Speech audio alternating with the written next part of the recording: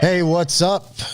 Welcome to PBD Live. I'm Ken Bionis. We've got Rob The Tunemaker Shoemaker in the house with us tonight. Everybody, welcome him in the chat. Please like the video, share this with your friends. Let's get a lot of people in here. Tonight we're going to be talking about all kinds of stuff. We're going to start off with some GT500 talk. Jason from 1320, I believe, is going to join us live. And what else are we going to do? We're going to talk about troubleshooting.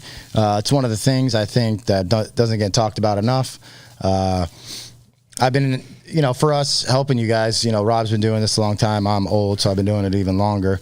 And like a lot of stuff that seems real common knowledge to us, sometimes it isn't when we get pictures from you guys. Yeah. So, we're not here to make fun of anybody, but we're going to go over some common troubleshooting things or some really oddball troubleshooting things that we've come across in the time we've been doing this to kind of help you guys do a little bit better, to help us, and also kind of talk about troubleshooting steps, which is kind of logical, but sometimes it's not if you don't know the car really well. So we'll kind of go over all that. So let's see who we got in here tonight. We got, oh man, we got a lot of people in here. Andrew, T. Webb, Brian Crawford, Sean Harmon, Xander, oh man, Mr. YouTube. Justin Dean, Terry Roadcone, Lethal Performance says, "What's up, Robbie?" That's Jared. We gotta have Jared on here at some point. I don't know. We'd get an R rating or an X rating for that. Band. He'd come on as Borat in his in his deal. Sammy from TKM, what's up? Hobby, I love Sammy. Mike Malloy, what's up? Man, we got a lot of you guys in here real quick. What else? Brandon Cunningham, Team Cunningham. My favorite. Yep. Rob Campbell, Terry Day, he's on Team Whipple, Walter, our Pro Charger guy. We got all kinds of people in here. Mike, our front guy in sales. You guys could talk to Mike on our Facebook. Him and Don are our two head sales guys. Iconic GT500. You guys might see behind us. We'll talk about that real quick. We've got a nice iconic GT500 behind us. Not the iconic GT500, but a nice one. It's a carbon fiber track pack. It's owned by a customer of ours, Ryan. He just dropped it off. He's going to be doing our new package. We got a bunch of packages we're working on that we really haven't published yet because we're so busy kind of figuring them out and quoting them out. We've got a bunch of cars. I think Don said we've got like 4 or 5 GT500s already scheduled for like larger builds. That's kind of going to be this one. He's in Florida, so he didn't really have to schedule it. He drove it here and dropped it off. But we're going to call it the Carbon Extreme 1100, which is basically the most extreme stock engine, stock blower car you can do, which is like my car, except in this case we're starting with a carbon fiber track pack car, so it's taking it to the next level. But it should make about 1100 horsepower on full tilt. You don't have to do that, but that's what it's going to make. So he dropped that off today. We did some baseline hits on it. We'll go over that. We're also going to be doing a lot more videos here. As you can see, behind the camera. I do have my laptop here, but I'm not controlling anything much. We've got Francis directing the show. Yo, Francis. Yep. Behind the deal there. You may have seen some of his work already. He's going to start helping us out a lot more. He has the YouTube channel Sonic C6 Racing. Is that right? Yeah, Sonic C6 Racing. C6. He does awesome. He does great videography work, awesome videos. You'll see if you go check out his channel. A lot of it's just our local racing, but he did some stuff at FL2K. He'll be going to Texas with us. He'll be helping us out on these live feeds when we do, when I do it at home, I can handle it. But this kind of stuff, we need help. All kinds of stuff, helping with the regular YouTube videos and things like that. So how's everybody doing? How's the weather by you guys? We just had like a hurricane, sort of. It was a hurricane, and it flooded, and then it was sunny. You know what's crazy is like, I've been in Florida 10 years. We got, in 10 years, I can't remember the name of it, but there was one that we were out of power for a while. But beyond that one. That was like a couple years ago, wasn't it? Yeah, I can't remember. I'm not very good at names. The name of I don't remember people's names, let alone hurricanes. But anyway. There really hasn't been much since then. And then this one came out of nowhere, and it wasn't even a hurricane when it hit here. It was a tropical storm. Yeah. But we were on the northeast corner of the storm, and I was out of power at my house for almost a day. In fact, I haven't showered for a day and a half. Ooh, don't tell people that. Or shaved. I'm looking pretty nasty. Think it's raining. Anyway, Logan, Ken Rogan podcast, maybe. I said that earlier. He stole my joke. Yeah, well. Anyway. Logie. All right, guys. Yeah, Brian, it was super windy. I mean, there was stuff down all over the place.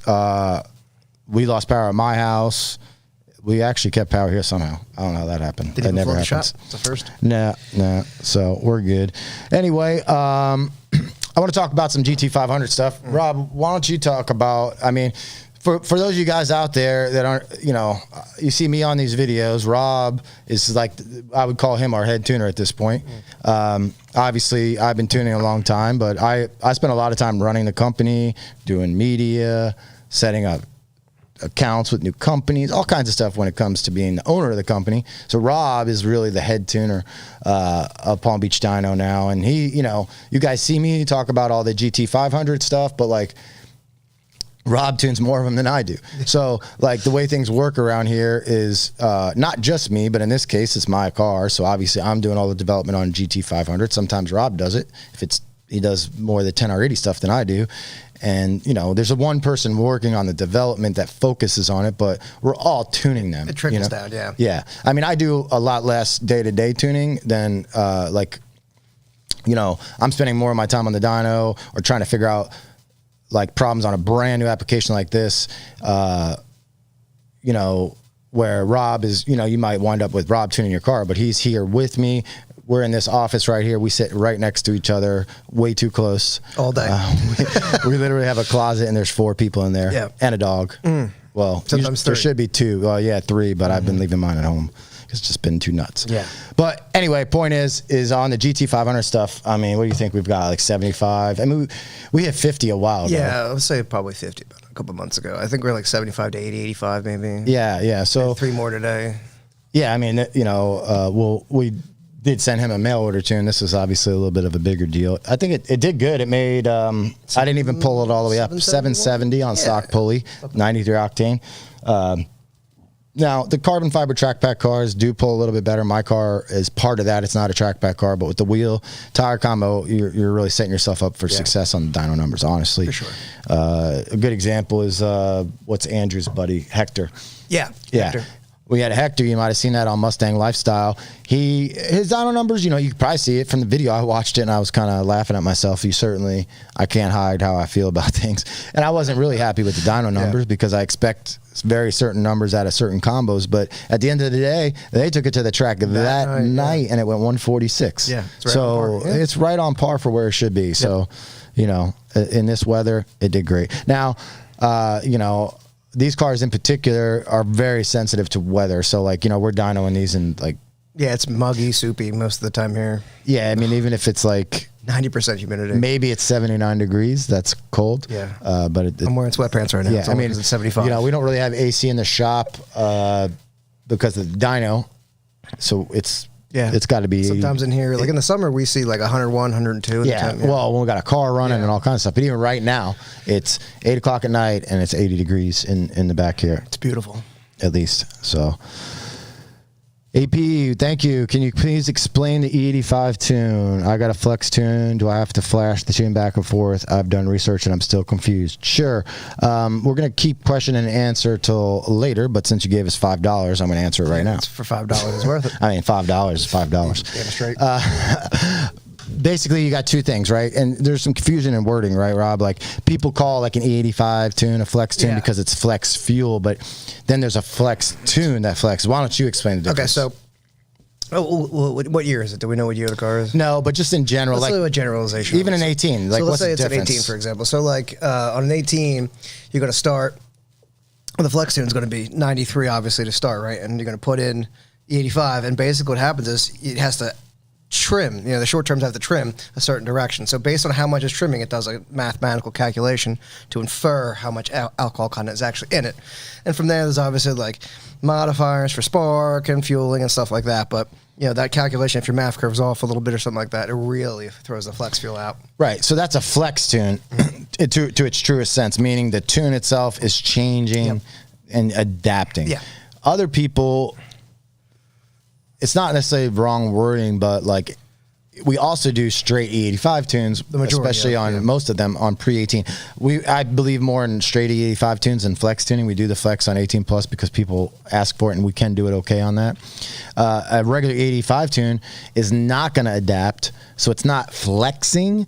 But some people just call E85 flex I think they see fuel, the handle and they go, the handle says flex fuel. Right. Yeah. But when it comes to tuning, a flex tune is going to be flexible on the fuel, and an E85 tune, as we call it, is just E85. You put 93 in, and it's not going to run very well. That is NA only. Yes, we do not do any flex tuning once a day. Anything else. NA only. What's up, Boosted 150 Dorian? What's up? Who else is in here? Logan's still here. Surprised. What are you guys talking about? Multiplayer? You're talking about video games? He's usually playing Call of Duty right now. Yeah. Oh, okay, gotcha. He loves that. Adam, thanks, man. Appreciate it. Anyway, so on the GT500s, you know, the hell is that? That's the ceiling. The ceiling's falling apart. Anyway, so, you know, we've been doing tons of GT500s, and we've had some really amazing performances lately. We're going to bring Jason, I don't even know how to say his name properly. Tejeria. He'll tell us because he's going to be on here. Of course. So, Logan, now everybody's going to give us $5 to ask stupid questions, but I'll take it. That's okay. I'll take the $5. Logan wants to know how many tacos you can knock down in one sitting. So the record for me is 23, but they're pretty meaty. Pretty big. Rocco's. Yeah. Definitely. You know what? Maybe. How about this? Taco if we get, this is not asking a lot. All right. If we get, say $100. No. We're gonna we'll buy tacos. Money's important, but you know this is YouTube. What's more important? Likes. Tacos. If we get 500 likes, me and Rob will have a taco eating contest. 5 minutes, not like as many tacos as we can eat, because I don't want to do that because that could take a while. But the most tacos we can eat in 5 minutes, and we're gonna order them from one place live on the air. But we have to have 500 likes on this video. Ooh. That's never happened. So you guys got to make that happen, and then we'll do it. It's not gonna happen. Yeah, I'm cool with it. Yeah. Anyway, so let's talk about some performances we've had lately. Sean Backus. Yeah, Sean. We've been tuning Sean's for a while. He just did the Joker's blower. He was running in Ohio. He's back in Jersey now, and I think he's going to try and run one more time this week. Tomorrow. We have a lot of GT500s tomorrow to do. Oh, is that the GT500 day? Yeah. All right. Tomorrow's GT500 day, so we may have a bunch of new news. Yeah. After tomorrow. It's gonna be a long day. But basically, we're going to, let's see. So Sean went 960s. Ryan went, another guy, I don't know how to say his name, so I'm not going to try. I have the name that's hard to pronounce too, so I don't even want to try it. Andrew Carr, Lifestyle Media, Tacos for Life for Rob, $8. Thank you. Xander just gave us $5, so let's go. Xander's the man. He wants to know if he's making 1,100 horsepower soon. Ask Jeff. He said if you don't make 1,100, it's Jeff's fault. Yeah, we're going to try. So who else we got? I'm sorry. I mean, there's 100 people. I mean, who do you want to name who's been 970, 980 at this point? Yeah, we've had a bunch of guys, and I'm going to be posting all these. I have, for any of you guys, that see all of our, pictures that we post online. I do all that stuff myself. Currently, maybe someday we'll have a media guy. But we're gonna do pictures for every. I got a list in there on a board. Mike Malloy. I've been talking about his F-150 for like 3 or 4 weeks. It's not. I haven't done his picture yet. I got 3 or 4 GT500s I want to do. I haven't give Mike Malloy a shout out. Though, great job, buddy. Yeah. 4-door pump gas 1045. Yeah, the nice thing about us not doing your picture is it forces me to at least mention you every time. If I give you the picture, then you're done. No more talking about you. Yeah. No, I'm just kidding. So we got a bunch of guys like that. But what I want to talk about most importantly, because he's our fastest guy, I guess he's not the most important, but is Jason from 1320. So he's important. Yeah. We just had an interesting result on his stuff. On Andrew's car. Why don't you talk about that real quick? I'm going to go ahead and get him set up. Andrew's? Sheridan on the GT500 with Jason's cold air kit. Yeah. So, like we did Andrew did a video on it, but not everybody saw that. So we did a Sheridan's car with the new 3.8. Good results. I mean, the first pull was maybe a little lower than we thought, but it was a 3.5 pulley. So we stepped into the similar boost we run in the TBS area. And we just ran into some sort of induction limit. You know, everything we did, no matter if you added timing or whatever, it was just done. And they kept screaming DD 149, DD 149. You know, and I think Jason actually had a buddy who sent us one to use. We just threw it on. Yeah, that wasn't even like a sale. Yeah, it was like here, just try this. They guaranteed it that it would work, and I mean, we picked up like 70 horsepower. I mean, not that the JLT is a bad unit. I mean, it works phenomenally for what it is. But I mean, the 148 JLT and the DD 149, it might say 149, but it's not 149. It's like 160 millimeters. It's absolutely gigantic. And I think that right there, you know, those increase of 2 pounds of boost just from the intake or something like that. And I mean, we made 12, 24? Yeah, 1224, and that was on Slicks. Slicks, yeah, Slicks on Slicks. Too. Yeah. And that was 20.5. Yeah, that was 26 pounds was the highest one, but it really made 25 most of the time. Yeah, on most of the hills. Awesome results, though. I think it's going to be killer. Yeah. Anyway, let's bring the man in himself, Jason from 1320 Junkie Performance. He's joining us. You going to the track tomorrow, Jason, with yours, or you're going to let yours sit because you're the king shit right now? Can you hear us? Gotta hear. Uh-oh. It's broken. Hold on. That might be me. Broken. Nah, this always happens. You're young Francis. Doing great. This is awesome. We can't hear him, can we? Crap. Can you hear us, Jason? No. Yep. Hold on. We'll get there. I think I don't know why we can't hear him. Give me just a sec. Technical difficulties. I tested this and everything. Yeah. I think it might.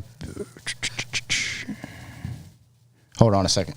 Let me answer some you talk questions. for a second. Yeah, I'll answer some questions. Let's see what we got in there. Let Rob answer some questions. Let's see what we got. Who's got a question? $5, I'll answer it. When are we going to crack 1,000 horsepower? Michael Malloy. Michael Malloy makes 900 and, what was that, 52 horsepower. Ladies and gentlemen, that is a truck, and that is on pump gas. It's absolutely ridiculous. I do not recommend trying that at home. But, yeah, it's a little bit of meth sprayed on top of it, but it's ridiculous. I think it's got like 52-pound injectors, and it's absurd. Ridiculous. Who else we got? Oh, the service. Man, about time Andrew jumped on the 1320 bandwagon. I didn't know they had a wagon. I would love to get on that wagon. Garage Junkie said he's running tomorrow. That's exciting. Garage Junkie got our $5 right there. I'm ready. Let's see. Road cone. Yo, good job this weekend to Terry. Terry's car, I mean, it was a new best of 833, I think. I mean, I think we've really pushed that thing to the limit for that setup. You know, 169, I think, was the best mile an hour. I mean, flying. I think we'll get that in the 7-second zone pretty soon. Just maybe some, I mean, that's an older Gen 5. That's like a Generation 2, Gen 5. It's a little older. But, yeah, they've been beating that thing out, you know, as much as they possibly can. I think we shift that thing in like 8,800, 900, and it's had a long life, so it probably could use an update, I'm sure, by now. I'm pretty sure Whipple's got some more tricks up their sleeve for that car. Logan Schatzberg, still my favorite. Let's see. Oh, man. Let's see. I'm not seeing your audio. So recording 85, blah, blah, blah, blah. With test 2, it'll take 2 points out of the main video. What's your problem? Okay. I don't know what that means. We're going to skip that question. Sorry. Lithuania number 1. I don't know. I've never been to Lithuania so far. America number 1. Let's see. Yo, Narenberg with the swag bag idea. That's actually a good idea. We should give out like a swag bag. What do you think? We should throw some shit in the bag and give it to people? It's a great idea. I got all types of random stuff that I'll give away. Let's see. Marty. Oh, yeah. Love you, Marty. Actually, I meant to call you back today. I'll call you tomorrow. My cousin's in here. It's creepy. I don't believe anyone's going to Orlando this weekend. I saw that question in there. It's going to rain this weekend. I'm going to be not going to Orlando, unfortunately. But I'll be thinking about you if you go to Orlando. Good luck. Nickel White, yeah, Nickel's in here. Love him. He's on a boat somewhere, being some sort of a captain, shipping stuff around. He's the man. Runs an awesome 10 or 80 car with cams. Let's see what we got here.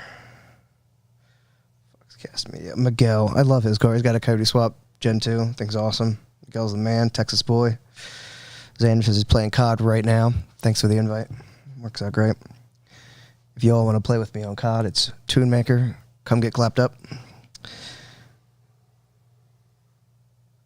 Let's see here. Revit Racing. Thanks, man.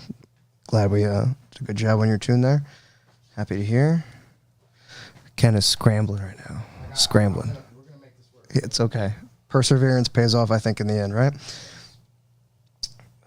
Letitia Hughes, the NA queen. Sure. Let's call her that. Moving my... Hold on, Rob. I'm moving for a intake. I'm purchasing intake. Walter, what aluminum intake are you going to? I mean, the boss, it's a ported 18. I think this is the, yeah. What intake? I mean, if you're going Plasma Man or Sean's Custom Alloy, just let me know.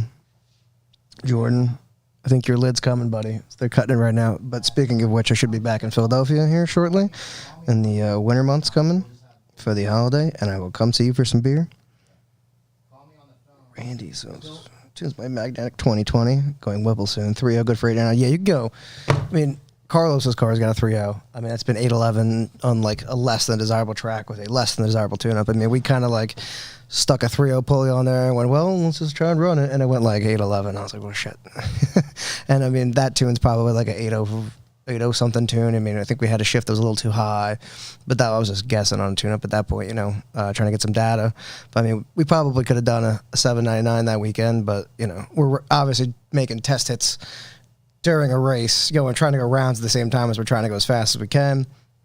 But, you know, consistency is key. But, you know, midday, Bradenton, the track's like hot and it's greasy and you ain't going to stick nothing on that. I mean, some guys will get down, but not many, especially when you're trying to go 125, 120 or something like that with a junker like that. But yeah, 3.0, 10 or 80 car, Circle D, you know, I would say 1300s, triple fuel system from Lethal or 4, 20%, 3.5.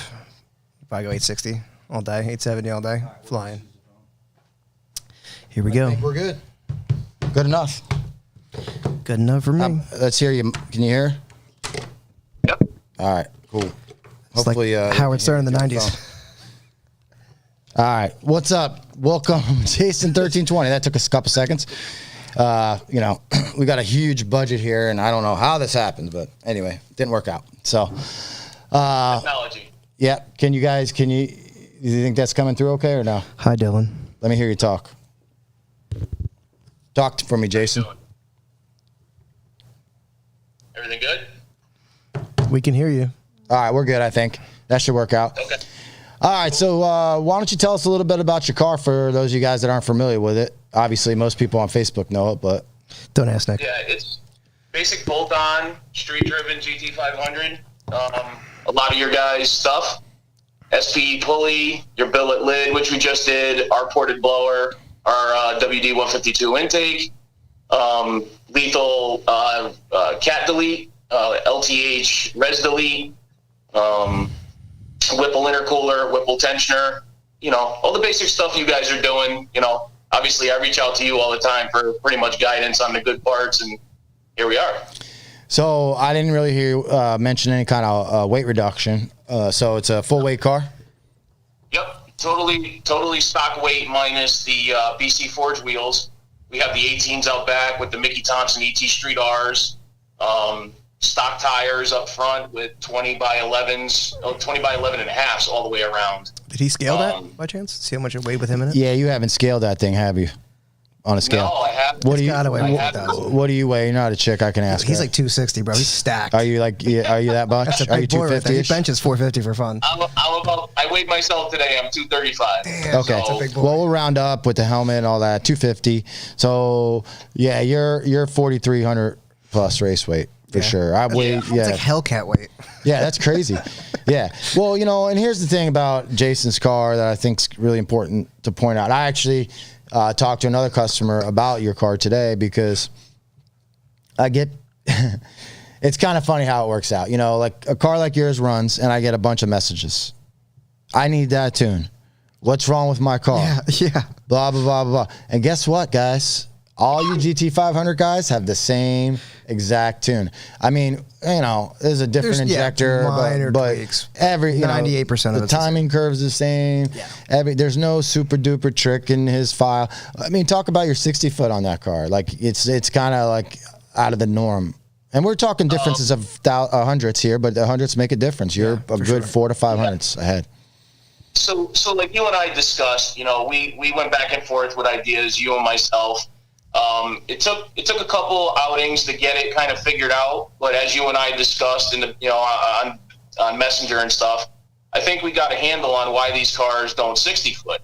But, you know, like when I raced Stang mode, when him and I did the video for his channel, I hadn't figured the car out yet. And then later in that day, I got 2 back-to-back 1.5s, and a little light bulb went off, and it carried over to this time out.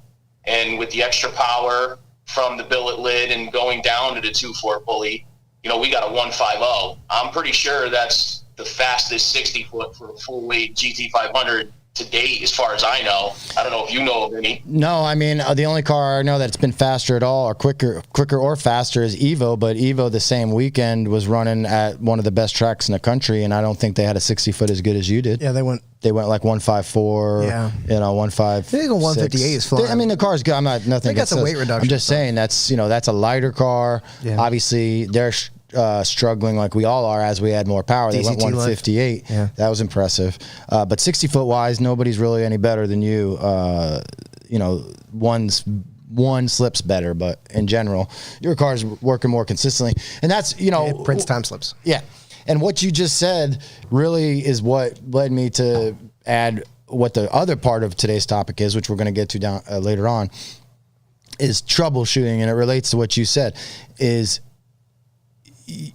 there's an obvious difference between putting different people in the seats of these cars. And does it come down to driving? Yeah, a little bit, but it's not driving. It's drag racing intuition, I would call it, right? Like, you know, every one of our customers with some coaching can hit the shift at 83 or 84 or 81, whatever we're targeting. They can get there. But it's the drag racing intuition, like, oh, wait a second, I just noticed this, or this, when I do this happens. Well, I'm not 100% sure. Let me try it again. No, that's not right. And that's how you get the advantage. And the same holds true with troubleshooting, right? You got a problem and you got to figure it out. But that is a problem. You are troubleshooting. Why the hell is my car not 60 foot consistently? So it is troubleshooting. But that's how you got there, and you got there really fast, you know, and it's because you deal with faster cars of your own and other people's too. But I mean, you have a couple. Why don't you talk about that? You know, we're talking about GT500s, but we'll talk about your background in general and what your own personal cars are besides your GT500. So I started 1320 Junkie Performance via my Grabber Blue 2012. That obviously went through a bunch of progressions. It's currently sitting at around 1,300 horsepower, twin turbos, 6R80 swap. I'm pretty sure we were the first ones to complete a twin turbo 6R80 Shelby swap. You know, it's not very popular because it's a Shelby car or whatever. And then we have our race car, the Vert, aka the Antichrist. That's what I'm racing tomorrow, because Rona went so well last week on Thursday that tomorrow was actually her day to go to the track to try and go 940s, but I ended up hopping in this other rental, and I got the goal off the rip. So now I'm just focusing on my race car again, because we basically had no race season because of COVID. I work for a government contractor, so I really can't travel up until now. Now I can travel a little more, so now we get to use the race car a little bit.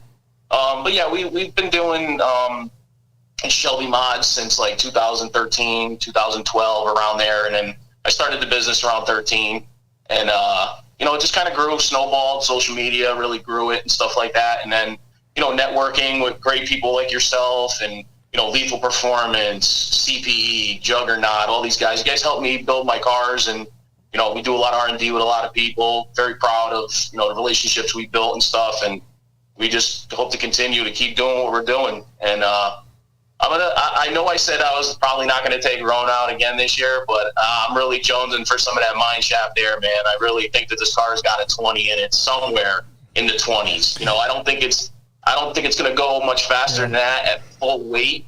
I mean, I might get lucky on a Hail Mary pass, but, you know, you're my tuner. You know what the car's got in it. Yeah, so. you know, I think you had a 30 that day. Just didn't put it together, but it would have been a high 30, like a 38. Right. But, you know, what was the DA on those passes? Like a 800 or 1,000? It was hovering around 1,000. It was like 74 degrees when we left the track. My 40 was actually at the peak of the DA of the day, I believe. It was about 72, 73 degrees. I think you can get a teen out of it, man, if you get the like negative 500 type of air that you can get there. Yeah, I really think the car is going to respond heavily to that. You got, you know, especially considering that another important part of your run is that's no ice tank, right? You didn't put that ice. You have the ice tank you're doing, but you just put that in. That you ran it without that. Right. That was kind of like the 2.5 pulley from last time. We didn't have it, so we actually the 2.4 pulley. We didn't have the 2.4, so we stayed on the 2.5, and that's why I carried over to your billet lid. I wanted to prove your billet lid on that pulley. I know that's a big part of tonight's conversation is that billet lid. One, it's gorgeous. I even messaged Jeff Smith and I said, man, this is some of the most beautiful machine work I've ever seen. And, you know, from you and I discussing in the background, you know, I had told you that I was like thinking about something like this because of the airflow stuff that I deal with porting the blowers and all that stuff. And as soon as I saw your guys' stuff, I was like, I don't have to even mess with this. I'm buying one. I don't need to make one. I don't need to look into one. Yeah, you know, and for when I say my lid, I'm the one selling it. Jeff from Late Model Throttle and Mark, who's part of that deal, put the lid together. The history or how this lid came together really fast. Basically, I hit him up. Well, you know, I'm in a group chat with, you know, one of your competitors, but it's no big deal. Brett from Jokers. And I was basically trying to get a lid from somebody, like a stock one, so we could just like Frankenstein it, right? Cut it up. Let's just like see what happens. And he sent me one. I actually have it sitting over there, but then I started looking at it and I'm like, man, this is going to be a little harder than I thought. And then I brought it up to Jeff and Jeff's like, let me throw something together. And then like literally in 3 days, it didn't look like this in 3 days, but it was done. It was bolted. You could bolt it onto a car. Yeah. 3 days later, no, it wasn't cut yet, but the design was done. And you know, in short time, they cut it. This is the stock style lid. Actually, let me pull that up right now. Here's a good shot of it. So, unfortunately, we're not going to be able to offer it with the engraved snake, but we are offering it to where the factory snake plaque will go in there. What Jason did and what I did here was Jeff didn't do this, but he sent it to me blank, and then I had a local guy put the snake in. Luckily, the snake is a fairly simple design, so anybody that's fairly good at machine work should be able to add that for you if you really want it. Unfortunately, with Ford, here, you can hold it up. We'll talk about it. That's what he's trying to tell you. See, we've got a great director over here. He's trying to show us how to do it. But anyway, we can kind of help you get that in there if you want it. It's just with the way Ford is, we have to be very careful. Yeah. We're huge Ford fans. We're replacing it with the same thing. It would be great if Ford would give us permission to just put that on there. I looked into it. It's just not going to happen. They actually pulled back a lot of licensing, unfortunately, from companies like MGW. I don't know if you knew that or not.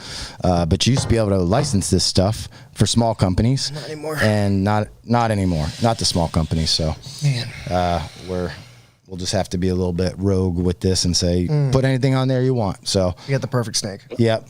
So go ahead. So basically when we went out to ACCO last Thursday, just like you and I discussed, it was going to be the only change was going to be that lid. Jeff second dated it to me. I literally put it on like 20 minutes before I put the car in the trailer, and I just fired it up, pulled in the trailer, and made sure there was no leaks, and we sent ourselves on our way down to Jersey. Right off the rip, the car didn't respond to being to being right out of the trailer. So it took about 3 hits to get her to start 60 footing where I knew she needed to be. And then that's when the 44 came right off the hit. It was a 44 at 149. I'm pretty sure you have the video of that one. And then I backed it up 2 more times. I went a 43 and then I went a 44 again before I put the 2.4 pulley on. And that's what we went the 40 on. And Steve Nestor, iconic GT500, he was there. And, you know, as you and I were talking with data logs, he had my 2.4 on his car, and then I put my 2.5 on his car. So we kind of flip-flopped my pulleys just so both of us could try and run, you know, a number that day. So the lid it was a lot of fun. Yeah, you know, it's not scientific, but, you know, weather was in the ballpark. What did you run best before that? Now, I know you went a 40, but with the same pulley, you went a best of a 44. And what was it before that with that same pulley? I went a 956 at 147 and change the week before, I believe, a week or 2 weeks before, and it was almost identical DA. It was 73, 74 degrees, 1,100 feet DA, 1,100 foot DAs, and it was almost identical. It was about as scientific as you could get day to day, and you know, kind of have the data repeatable. So what you saw on the dyno is exactly what I saw at the track. That's exactly what we picked up. Yeah, I agree. I think that pickup of the trap speed and the ET and everything is right in line with the power that you should have picked up. And of course, you know, honestly, this thing looks so badass on there that I would do it just for looks. I mean, it's expensive, but so is everything else on these cars. Yeah. So, you know, I would do it for looks and to make that extra power. The other really cool thing, now, I'm not sure exactly what route I'm going to take. At some point, I'm putting a Whipple on my car, and I kind of want to show up to Texas with the Whipple. So I may not get to that point with my car, or maybe I'll put the stock blower back on at some point. But I want to do direct port, you know, on this setup. You know, with the way the runners are set up, you should be able to do a direct port into each individual cylinder out here. I already talked to Jeff. We're going to make billet rails for the nitro. Instead of running all hardline, we're going to do it with billet rails for the fuel and the spray. You know, for looks, we're just being kind of ridiculous with going over the top with it. Well, right. So we're going to do it. I just don't know if it's going to make it on my car. So if anybody out there wants a billet lid with a 350 shot to a 500 shot, I will cut you a deal. Jason, $100 off the lid, and I'll give you 5% off the new engine. So, no, we don't sell engines. we do, kind of. Well, we can get you an engine. Yeah, we'll get you an engine. Don't worry. But anyway, so like you said, you know, there's a chance you might not run the rest of the year. What's your plans with the car, you know, say springtime rolls around? I think I'm going to go out one more time. I don't think the car's done. I think I just been, you know, so hell-bent on getting that 40 that I just need to hop in my race car, go run some low sevens and shake that sucker down, and then I'll get back in Rona. I think I'll head down to MIR maybe November 21st. I have a rental down there, and I think I'll probably leave the race car home, and I'll probably take Rona down there and give her the old Hail Mary for PBD. Hell yeah. You're more than welcome to come down here if we're, you know. You can sleep in my bed. Yeah, if it's a little too cold up there for you over the winter. We've got this car behind us we're doing, another iconic car. I think we've got, you know, 4 or 5 other cars that we're doing kind of the whole similar 1,000+ horsepower deal. So, I mean, I don't know. Maybe we can have a little GT500 reunion down here. Steve, Nestor, or how do you say his name? Nestor. Nestor? I don't know why I keep saying the E at the end. Because the E at the end, yeah. Yeah, it's messing me up. It's French, I think. And how to say my last name properly. Yes. It's Texera. That okay. Take the E out of it. I'm going to have an argument. I can't wait to tell Brandy that she's wrong. Because well, you could say it with the Portuguese inflection, which is Teixeira, which is like the Portuguese inflection, but in basic. See, I call you. I don't know. She's not here, so I can't tell you what I call you. Teixeira, which is totally wrong. But Teixeira is kind of close, right? Teixeira would be kind of close. Very close. If you're not saying it the Americanized way. Got it. So. Right. Texera. Nobody says my name right, so screw you. I'm not trying. Honest. What's that? I tell Rob his beard's on point. I missed that jersey. Thanks, man. This Cuban guy cuts it does a really good job. Look how awful mine is. I actually went in the bathroom and took scissors from Brandy's desk and tried to trim my beard and like all this extra shit up here because I was out of power yesterday. I was here. this is you have no idea how much work this is to set up to do it this way. Yeah. And we don't have to do it this way, but I enjoy doing it. I do video stuff for fun. That's a hobby of mine. So, and Francis is helping us out so we can get super fancy. Young Francis, my man. Yeah. So anyway, you got anything else you want to hit on before we move on to the next topic? With the car, good, man. I appreciate you having me on, man, and bringing me on board PBD. And you guys got a good thing going with these GT500s. Everyone that hits me up is like, "Wow, man, I'm so impressed how fast your car has progressed from basically an 1160 car, bone stock on stock tires, to being number 2 in the country as far as GT500s go." And I hope somebody comes start nipping at my heels, because that'll just get me more fired up to go faster. Be and maybe put that 350 shot on my car. Yeah, supposedly Nestor said he's shipping his car down here real soon, and we're gonna leave it down here over the winter. So I'm gonna get his dialed in. Obviously, mine. We were supposed to have a track rental yesterday. Instead, I lost power and we got hit with a tropical storm. It's just as much fun. But that's South Florida for you. I'll definitely come down anytime you guys have a rental over the winter, because I look forward to leaving this godforsaken state anytime I can when the snow's falling. Yeah, so, you could kind of pencil it in on your calendar. We'll probably do one sometime in February to kind of get ready for the Texas race. So sometime in February we'll be looking. But anyway, thanks for joining us, man. We're going to move on to the what's that? Oh, headers. You don't have headers. Oh, you do have headers. I forget. No headers. No headers. No headers. No. Yeah. Okay. Anybody have any questions for Jason before you? I forgot about the comments, man. Oh, are we supposed to be looking at those? Yep. Oh, no. Well, not really. If anybody has any other questions for him, we can fire those off real quick. But the headers, let's talk about that real quick. You went 151 with no ice tank and no headers. That is big. Who was it? Somebody. Oh, Nestor. Right? He ran without headers first and then with headers. Somebody. And they picked up 2 mile an hour, which is about what I would expect. So. Really? Yeah. Most of these cars at this level seem to be picking that up. My car picked up 18, but that was at lower boost and power. Yeah. So I think they're worth a good solid 25. The fact that you went 151 without headers, I kind of forgot about that. So that's more like 152, 153. No ice tank, man. You're at full weight. That thing is flying. It really is. Yeah. Yep. Yeah. I might go down the header route. That's probably something I would do over the winter. Something when we have some downtime. I'll reach out to whoever the most popular brand is that's out there right now. I don't know whose fits the best. What do you recommend as far as headers go? I like any of the American-made stuff, but right now I'm using Cook's because I think Cook's is the only one doing 2-inch.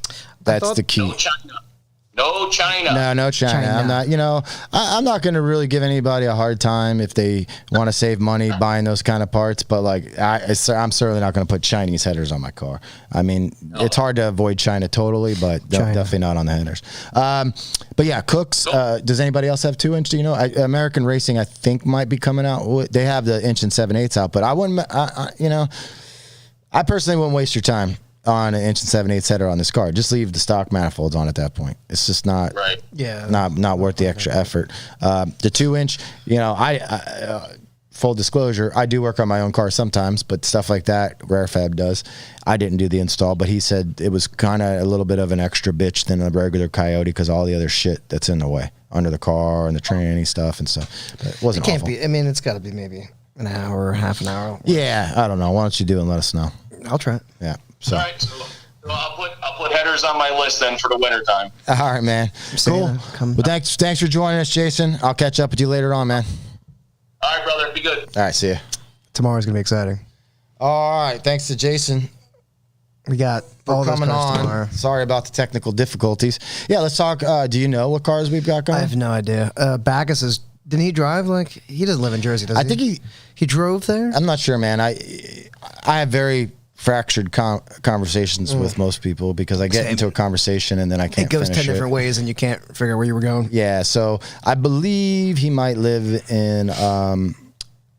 we have a few of Jordan. Turn this off. There's probably got to be 7 or 8 of them, but it's going to be a good day. So if you have a GT500 and you're going to ACO Raceway tomorrow for a rental, Make sure you. If we're not tuning you, you have time. Yeah, you still have 12 hours. If you place your order by I'll do 10 it o'clock right tonight, now on live stream. Yeah. No, but we can definitely help you out for all you GT500 guys. Let's go over the comments here a little bit. I haven't been paying attention to those. All right, so back up here. Logan said we're not going to hit 500. Sorry, guys. You're going to have to try harder then. Oh, Iconic GT500 pointed out on the lid. Oh, shit. How could you? One thing that the factory lid doesn't have is a spot to pick up boost. I believe this port is actually not in the best spot. This is going to get changed or deleted. Jesus. But right here on the back, you've got the boost port, so you can pick up if you want boost reference for return style fuel system, boost gauge, just even measuring boost on the dyno. Obviously, this car does have a map sensor, so we're logging the boost there. But we figured if we're going to do this, we might as well add that. And like I said, right now you can drill your own ports for nitrous, but we may offer this with pre-drilled ports too. I like the engraved American flag on the back. Nice little tasteful touch. Yep, logos on the back. He does awesome, impeccable CNC machine work. Yeah, and you know, you might look at this and wonder, like, why didn't we just slap a logo on there like a lot of people do? And personally, I'm an anti-logo kind of guy. Yeah. I mean, the snake I like, but I mean, my own personal car doesn't even have a Palm Beach Dyno sticker on it, so I certainly wasn't going to force you to put Palm Beach Dyno on your car. Now, our GT5, our throttle body does have Palm Beach Dyno engraved in it. But we engrave it and then we coat it in black, so you can't hardly see it. Yeah. So I'm more about the subtle deal. Yeah, subtle touches. Oh, Brandy even commented something. She must have drank something because she doesn't usually get on social media. Hi, Brandy. The best employee at Palm Beach. Brandy says she says Jason's name the Portuguese way, which I'm sure is the proper way. I can't say that. I'm not even going to try. Texera. Got it. All right, guys. I'm sorry. I can't go all the way back. I want to go all the way back. And you can go back and see some... who's in here that I like? My family's in here. Some questions, but I'm going to cherry pick new ones. So if you guys have any questions, throw them up there. But in the meantime, I'm going to talk to you guys about the other topic I wanted to talk about today, which is proper troubleshooting. Yeah. So this is like the opposite of like it's always the tune, right? So we're tuning cars all the time. At GT500, it's really probably the best example. Okay. It's a very consistent car, wouldn't you say? So once you have the tune right, you know, especially speed density being there's no MAF transfer function to get wrong. Some vacuum link will throw you off. That's not going to happen. Right. Most of the time we're like,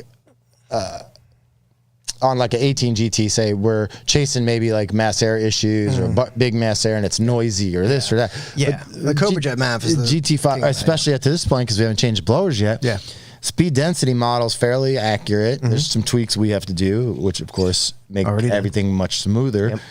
But it's not the same, you know. So it allows us to send out a tune and we instantly know when there's a problem because it's like, dude, this tune is like money. 40% lean. I'm like, there's no way. But on the flip side, we've done the same thing with our mass air tunes to the point where, you know, maybe if it's an off the wall combo, it may take us a check it should like we've done enough to know if I send you a file. If it's like more than 20% or 10% or whatever, you got something wrong. We should be in the ballpark on the first shot. Yeah. Well, the point of this is like I probably hear this at least twice a day, like Rob chuckle and go, what's wrong with this car? Because he knows there's something wrong with it. Like the minute he looks at the log, because it's, you know, fuel trims are way out of whack or it's got 0 on the air load. You're like, this is perfect. Or idles 3,000 or something like that. So the point is yes, we're here to help you. We're here to look at data logs. We're here to tune the vehicle, but you have to make just as much effort to make the car right. And that comes to the track. But the track is after. We are only one small part of a very large equation. Right. Think of it this way. On your car, there's thousands of parts. You may have changed 20 different parts on your car, 30 different parts on your car, and the tune is one of those. So out of all the things that could go wrong, the tune is only one of them. then you have to factor in that the tune that you're getting. Now, no tune's perfect, and we want to hear from you if it's not right. Yeah. But if we send you a tune and it's so far off that the car won't even run, maybe you should look at the car first. There is specific examples where that may be a little different. Like if you got some crazy GTO with giant cams or something and we've never done it, maybe we'll fight it. Absolutely. Yeah. This applies to, but if you got like a stock 18 with a stock cold air and you're telling me there's a 50% vacuum leak, you go, something's wrong. Oh, I have no idea. Yeah. Either that or like it's a Whipple car. Like, you know, some cars do need some fine tuning. And that's why you get fine tuning included with your tune. But it should like, our tunes should be pretty much like fired up and drive it. Yeah. Most of the We don't necessarily say to do that, but you could because the tune should be that fine. Yeah. So, you know, there's a lot of people that, I guess the best way to really explain this would be our dealers, right? So like we deal, because the dealers, we get to know the dealers. Yeah, they're like family. Sometimes you can't tell if a customer knows what they're doing, or not that any of our dealers don't know what they're doing, but troubleshooting is a skill and it's something you earn over time. Yeah. Some dealers, you know, we may have had weren't the Well, best. I've had dealers, you know, when they're new, they go, they learn so much. This part doesn't fit. This tune doesn't work. Yeah. You know, like. But they're all green. Right, because they're so green. And I feel like sometimes we get especially frustrated because we can tell you every answer to every math problem possible, but like there may be an instance where, you know, you just don't know, and like it's so common to us that it's not common to you, and it throws everything off. Well, and that's exactly one of the points that I brought up I was talking to Brandy about, you know, all this and trying to brainstorm, because again, like I'm like, I want to talk about troubleshooting, but I kind of forget all the problems that we've seen. I can't remember them, but like one of the biggest problems that I have personally when it comes to troubleshooting is immediately jumping to the more complicated problem. Yeah, or engineering the shit out of it. Yeah, or like you go straight to the worst possible scenario. Right, like I know a lot of guys. You know, I've been doing this. I don't know, 18 years, and you know, when I had my first company, Modular Depot, I had a couple guys that I would teach to tune, and the one guy in particular, he was like, I still talk to him. He's smarter than I am. He's an engineer type. I don't know if he's an engineer, but he builds circuit boards and like very, very smart guy. But he was the type of guy who would sit behind the keyboard in the car for like an hour. Yeah. Like, no, that's not. And I would walk by the car and look under the hood, and I'm like, it's vacuum. Yeah. So, like, you know, it's very easy to go, like, you know, and he would hit me up like, the idle air control circuit and this and that. And I'm like, dude, it's got a vacuum. Your map's not plugged like, in, dude. Yeah, exactly. So, you know, get out of the car and behind the seat and get under the hood and start looking things over. But even then, like, you can't just look at it and go, you got to know what you're looking at. Wrong? Yeah, it's the check engine light doesn't mean check engine. You know what I mean? Yeah, so, you know, like troubleshooting is just like logic. It's just logic, right? So, like, if you didn't take logic in school, do they teach logic? No, they don't. In college, especially they do, today, they don't anymore. But it's like, you know, logic is an actual thing. It's not just like a concept. It's like you follow a certain path, like A. Well, the flow chart. B. Everything follows the flow chart. Exactly. So does this do this? I mean, when you have a problem, the first thing you got to do is like, what did I change last? Exactly. It's a science experiment. It's the way I look at things is like a science experiment, right? You have the control, and let's say you have a stock car runs on a stock tune. Mm-hmm. You put a cold air intake on it, and you just change the mass transfer function, and it doesn't run anymore, and something's completely wrong. We need to step backwards and use the control. Right. Like, I mean, a good example of one thing that we troubleshoot all the time would be like fuel pressure, right? Yeah, that happens a lot. So if you got a return style fuel system, Logan. Did he have a problem with it? Yeah, first pull in the dyno, it went 1.5 lambda. Thanks, Logan.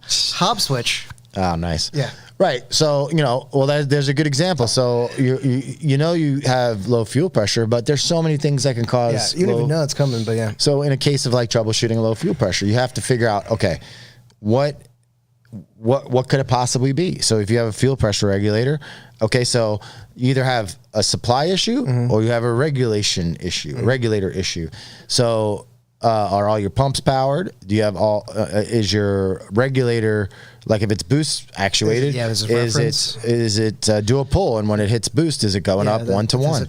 Freak out? Does it drop? You're running 50 base. If you're running 10 pounds of boost, it should be 60. You're not seeing that. So either your regulator is if you're not seeing the rise in pressure, either your vacuum line's not right, or the diaphragm in the regulator's not right, or that would probably be your two main things. Or no, there's three things, because if the fuel pressure is not rising, the regulator could be malfunctioning, or you are just running out of fuel pump. That, or you have a boost leak there, or you're not seeing the correct boost reference. Yeah, most of the time in this case, and like I'm just kind of running down a troubleshooting scenario, but like in this case, I just went through three things it could be, and but you're going to see slightly different things from each problem. So like if you're running out of fuel pump, in this case, you're going to see the fuel pressure jump. So if you're running 10 pounds of boost, it'll go from 50. Well, it won't go from 50 because you'll be in vacuum. It'll be under 50 and then pass through 50 and hit 60. But then now all of a sudden at 5,000, if it just starts dropping pressure, most likely it's not your vacuum line, because you saw the right pressure at one point. And if the pressure's bleeding off, well, it's probably a supply issue. So, but what is it if it's a supply issue? Is it the pump? Maybe. Or is it the hob switch not working? Or is it your fuel filter, if you have one? Ooh, or is there a leak in one of your lines? Yeah, I mean, there's a million things. Is your fuel really hot and getting aerated? I can't tell you how many times we've come across someone with a pump issue or something. I mean, some people just get bad luck. I mean, like a year or two later, I get somebody who hits me and goes, "Hey man, the car don't make any power with the dyno." You look at the log, and it's super lean. You're like, "What happened?" And they look at it and go, "Oh, this pump died. I had no idea." I mean, that happened on my red car, my 2011. I had, I noticed it. I knew something was up because, well, it wasn't running exactly right. This is like 10 years ago at this point. Maybe, almost. But when I looked at the fuel pressure gauge was doing this. Out. And I'm like, if your fuel pressure gauge does this and it parties like it's 1969, there's a problem. And 100%. And when your fuel pressure gauge is doing this, it means don't do a pull. Okay, so we're talking troubleshooting steps. Your first troubleshooting step isn't, I probably have a bad gauge. Probably not it. That's probably not it. Probably not. Now, if it's not reading right, you might have a bad gauge, but a gauge isn't going to, when it's bad, do that. I'm telling you, there's probably a situation that's it, but it's probably your fuel pressure. It happens more times than I would like to admit. I mean, we get people all the time. I mean, but you get supplier issues. You get some people who get pumps from so-and-so's kit, or you get a side kit that's got a bad pump or something. I mean, who knows? We get a million different hacked together things at this point. I didn't even really plan on talking about this, but I'm ready. Because we're talking about troubleshooting, let's talk about everybody helping each other and a good place for that. So we all do that on Facebook right now, and I don't know that this is going to take off because nobody really wants to go to forums anymore, and we're not starting a full-fledged forum because you do have other ones like that. But the really cool thing about our customer support site is it has a community forum built in. So I just turned that on. There's nothing in there yet. So it's up to you guys to recruit people in there. And the big advantage to that is it's much easier to organize and keyword search it. And it works like if you've ever been on, like, say, a Microsoft tech support site, right? Somebody asks a question and there might be 10 or 12 answers, but we can tag which one's the right answer, and then highlight it and lock it. And then that's there for everybody for eternity. Forever. You don't have to figure out how to search for it on Facebook. Weed out the or bad any of that information. stuff. But it's an uphill battle because you got to get people in there. This is the internet. Posting, and everybody wants to stay on Facebook or whatever. But hopefully we can get people over there. I think it's a great idea because there's so many Facebook groups, and everyone's sister's got a Facebook group at this point. So it's it's super impossible to I can't keep track of it anymore. I don't even try. I think Facebook groups are in the moment, right? Yeah. I like Facebook groups because I'll post Jason's time in there, my time in there, this live feed. But when you're like, I remember they were talking about this 3 weeks ago. And you can't find it. You'll never find it. It's ridiculous. It's because you get so many people who post frivolous, just stupid stuff, and it just waters it all down, and it makes it impossible to find. So basically, if you go over to support.pbdyno.com, you'll see community forum. You can get in there. If you are a member of the site, well, I don't want to reveal too much, but we're introducing a whole new deal. We're going to be fading it in at the end of this year, but pretty much January, we're on a whole new support structure. We're going to offer extended, more phone support, all kinds of extra things for you guys. We're going to offer premium support for NA cars. Part of that is going to be special sections of the support site that are only for premium members, exclusive content, all that sort of stuff. But it's really going to take you guys to get over there and ask the questions. I'm not asking you guys to provide the answers. Just get over there and ask the questions. We're just trying to help the customer at the end of the day. So if it's popular, it'll take off, and it just makes it's a tool for us to make it easier for us to help you. Yeah, exactly. If you don't use it, and then we're just not going to use it. Right. The more that gets discussed in there, the more like it'll just be like an encyclopedia. People have questions and they ask us questions all day long. It's a great opportunity because we'll check it. Well, one thing we can do in there, just so you don't know, but we'll talk about it right now. If somebody asks a very good question, that's Gold just star. straight. You can publish it to that. Nice. You can say make this public, and it'll put it in the forum, and that way your answer's there. Perfect. We don't do any of that yet, but we'll do that soon. Just for you. Yeah. All right. Anyway. What else we got for troubleshooting? Well, let's see. Let me find. Did you put any of those things in there? I didn't find the one I was looking for today, actually. I was looking for it for about an hour and I couldn't find it. I had to move on. Okay. I'm going to find one because it's one of the better ones that I've seen in a really long time. So this goes to, I'm not going to tell you whose car this is from, and I'm not going to tell you what shop did this, but Let's do it. I want to see. We're not naming names. No, we're not naming names. Or It's going to take fingers. me a second to find it. Yeah. It's going to take me a little bit of time to find it, but I got one the other day. I had one. A customer buys a Whipple tune from us. We send him all the stuff, the IET kit, the N gauge and stuff, and he hooks it all up, loads a tune, sends me a email, says it doesn't run very well. The throttle doesn't work. The wrench is on. It runs like crap. And I'm like, okay, can you take a picture? Did I miss something? Has it got a Cobra Jet, man? Like, who knows? A Cobra Jet, a cold air on the Whipple, who knows? And I see that he took his IET kit and he plugged it into the throttle body. Now, this is the same plug, which is, not great, but it's not where that belongs. So that's step one, common knowledge. Maybe we should have better instructions. You want make a video. You want to I'll know make what's a funny video. about that story? What's that? Is I had the same exact problem in the 3-valve days because I believe the throttle body and the fuel rail pressure sensor had the same plug on it. Jesus. So that happened multiple times. We got lots of fuel pressure today. Yeah, I don't understand why Ford would use the same plug that close on the car. Yeah, that's what it is. Other issues we run into all the time, Beachworks 400, bursting lines, that happens all the time. As far as the DW400, I'm not defending that pump because the pump should be able to handle the extra load. But I believe what's killing those is the booster pumps. Might be right. Because Kelly is running one on his car. Yeah. And he turned his booster pump down to only 17 volts. And I believe that's keeping his car alive. At least he's going to try and kill it. That's Kelly. He doesn't care. Yeah, he keeps asking me if it's safe. I said, your car wasn't safe 4 questions ago. It wasn't safe the moment we started. 25 degrees, 9,000 RPM. Just try again. But that's a nice thing about Kelly. We're talking about Kelly Aiken from Keltrack. He's the kind of guy that likes to push the limits, and that means pushing his car pretty hard. But what did he go? He went like a 560. Yeah, it's not bad for a stick car that it can shift like my grandma. They're real slow, all day, making sandwiches between shifts. Yep. Peanut butter and jelly. All right, I almost got this. I'm going to find this picture today, hopefully. Well, it's in a Facebook chat with somebody that oh, God, this is going to be really bad. I guess I talk way too much to this person. Sadly. This is Jason. Hi, Jason. Yeah, no joke. Oh, shit, that might give Jason away could who pick me up and break me in half. Man is a legend. All right, hold on. Sorry. My computer's working really slow. Yeah. I think... You'll have that on them big jobs. Like the Seafoam Cup. Remy gave me the Seafoam Cup. If you don't know what Seafoam is, you don't get the joke. I don't know what it is. You know what Seafoam is? Oh, you mean the actual stuff? Oh my God, I used to put it in the shit, put it in the injectors. It would clean it. It would smoke so bad. That was awesome. And pollute the environment, take away the ozone layer, one bottle at a time. I didn't mess much with that stuff, but I had a customer tell me, I'll just go ahead and Seafoam it. Yeah. And he sends me the video, and I'm like, what the hell? That's the best. Oh my God, that was the best. Yeah. All right, hold on. This is bothering me now. Why can't I find this? You know why? Because Jason sent me the picture, and he gets banned from Facebook all the time. All the time. So, who knows what he name is a he sent it to me under. He likes to poke. That's okay though. All right, I think I found it.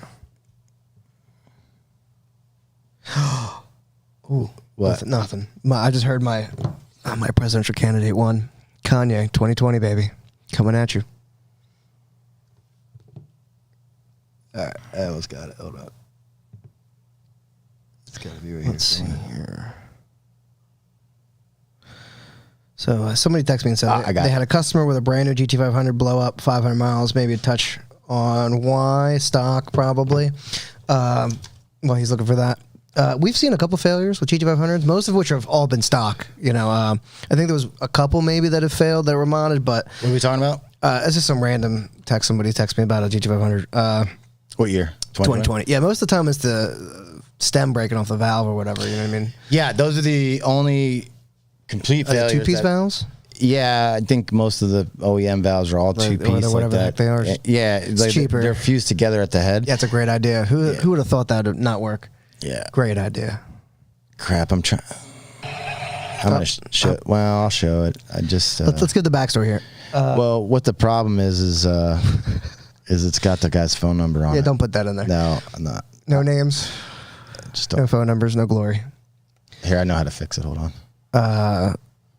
What was this? A return system on a GT500? Yeah. Let's say it's a GT500 with a return He's system. probably like listening to us talk about this and go, "Oh no." I mean, maybe. All right. If Don't you're go. listening at home, don't get upset. Okay. Hopefully, this is gonna. I mean, listen, life lessons are learned from making mistakes. This may not be big enough. I can't really do much than this. So, but go ahead and put it on there, Francis. So, Plug it in, he said. yeah, that How could you? How dare you? I thought I had it plugged in. We making a mess now. We're professionals. Yeah, we're good there. That's why we couldn't hear Jason Because it wasn't plugged in? because it was. Whoops. See? Made that mistake. Were you getting a video of him or not? You were? Oh, I must have just knocked it out then. Anyway, you can see that now? All right. So, okay. So this is on a 20. Now, first off, you see a Division X. Oh, crap. I just gave the guy's number out. Text him. Tell him you loved his lesson. Yeah. So Division X was not at fault here at all. So this got put together and the car was not running 100% right. I cannot understand how it ran, even though, well, actually I do. But now, if you look at this fuel hat, if you look close, and the guy asks, does your hat have a return? Now, this is supposed to be a return style fuel system. And for those of you guys that don't know, that means there's two lines With a going in the keen tank. eye, you'll notice there's only one fuel line coming out of the hat. Yeah. So, yeah, there's only one fuel line coming out of that hat. It's a return system. So, where's the return going to? So, when we asked, he said, it's going to the factory location. For those of you at home wondering, there is no factory return on a GT500. Right. So, this is a case of really poor troubleshooting Or because, Or just not troubleshooting, but not the best knowledge of the particular platform you're working on. But yeah, and there was multiple you'll have issues that. with this car. And that car, well, I'm not going to say much more about it. But to point it out, I don't want to really give the guy a hard time. But this is a perfect example of what we deal with on a daily basis. Yeah. This car was not running right. This person who put it in this vehicle is calling Lethal Performance to tell them there's something wrong with their fuel system. But don't worry. It's all Jared's fault. I got some fittings on the way, and I'm going to help you with your fuel system. So Jared calls me, and he's like, what the F is going on with this guy? Like, what is he talking about? I go, man, there's something going on. This is before I got this picture. I'm like, there's something way messed up there. I refuse to even help those guys anymore because, like, I already told them that they don't know what they're doing. So, like, they're on their own. And then I get this picture, and it's just like, okay, well, that tells me everything. What wound worth up 1,000 happening words. here? 1,000 words. Right, Francis? What wound up happening here is the guy. Is there? Tell me the story. This is going to be great. I think I'm so the excited. return line was going to the passenger side of the tank. That doesn't make any sense. Yeah, to like I It's an think. EFAP port. Yeah, How does there's that the work out? Well, that's why it wasn't running Yo, right. that is some baller shit right there. That's Yeah. a great idea, actually. How about the return? And so the fuel all ends up in the passenger side and It's it's not on the genius. driver's It's side. genius. But it was going there, but that's exactly what caused the problem. The car ran, but it was feeding back into the vent for the tank. So over time, Did the car go 150 like that? it went 153 like That's worth at least one cold star. that. So what happened was he was filling the tank back up with the the vent line, the VVAP, Right. and then there was no pressure relief. So as things got hot, it would go lean because it was losing fuel pressure because there's all this pressure in the tank.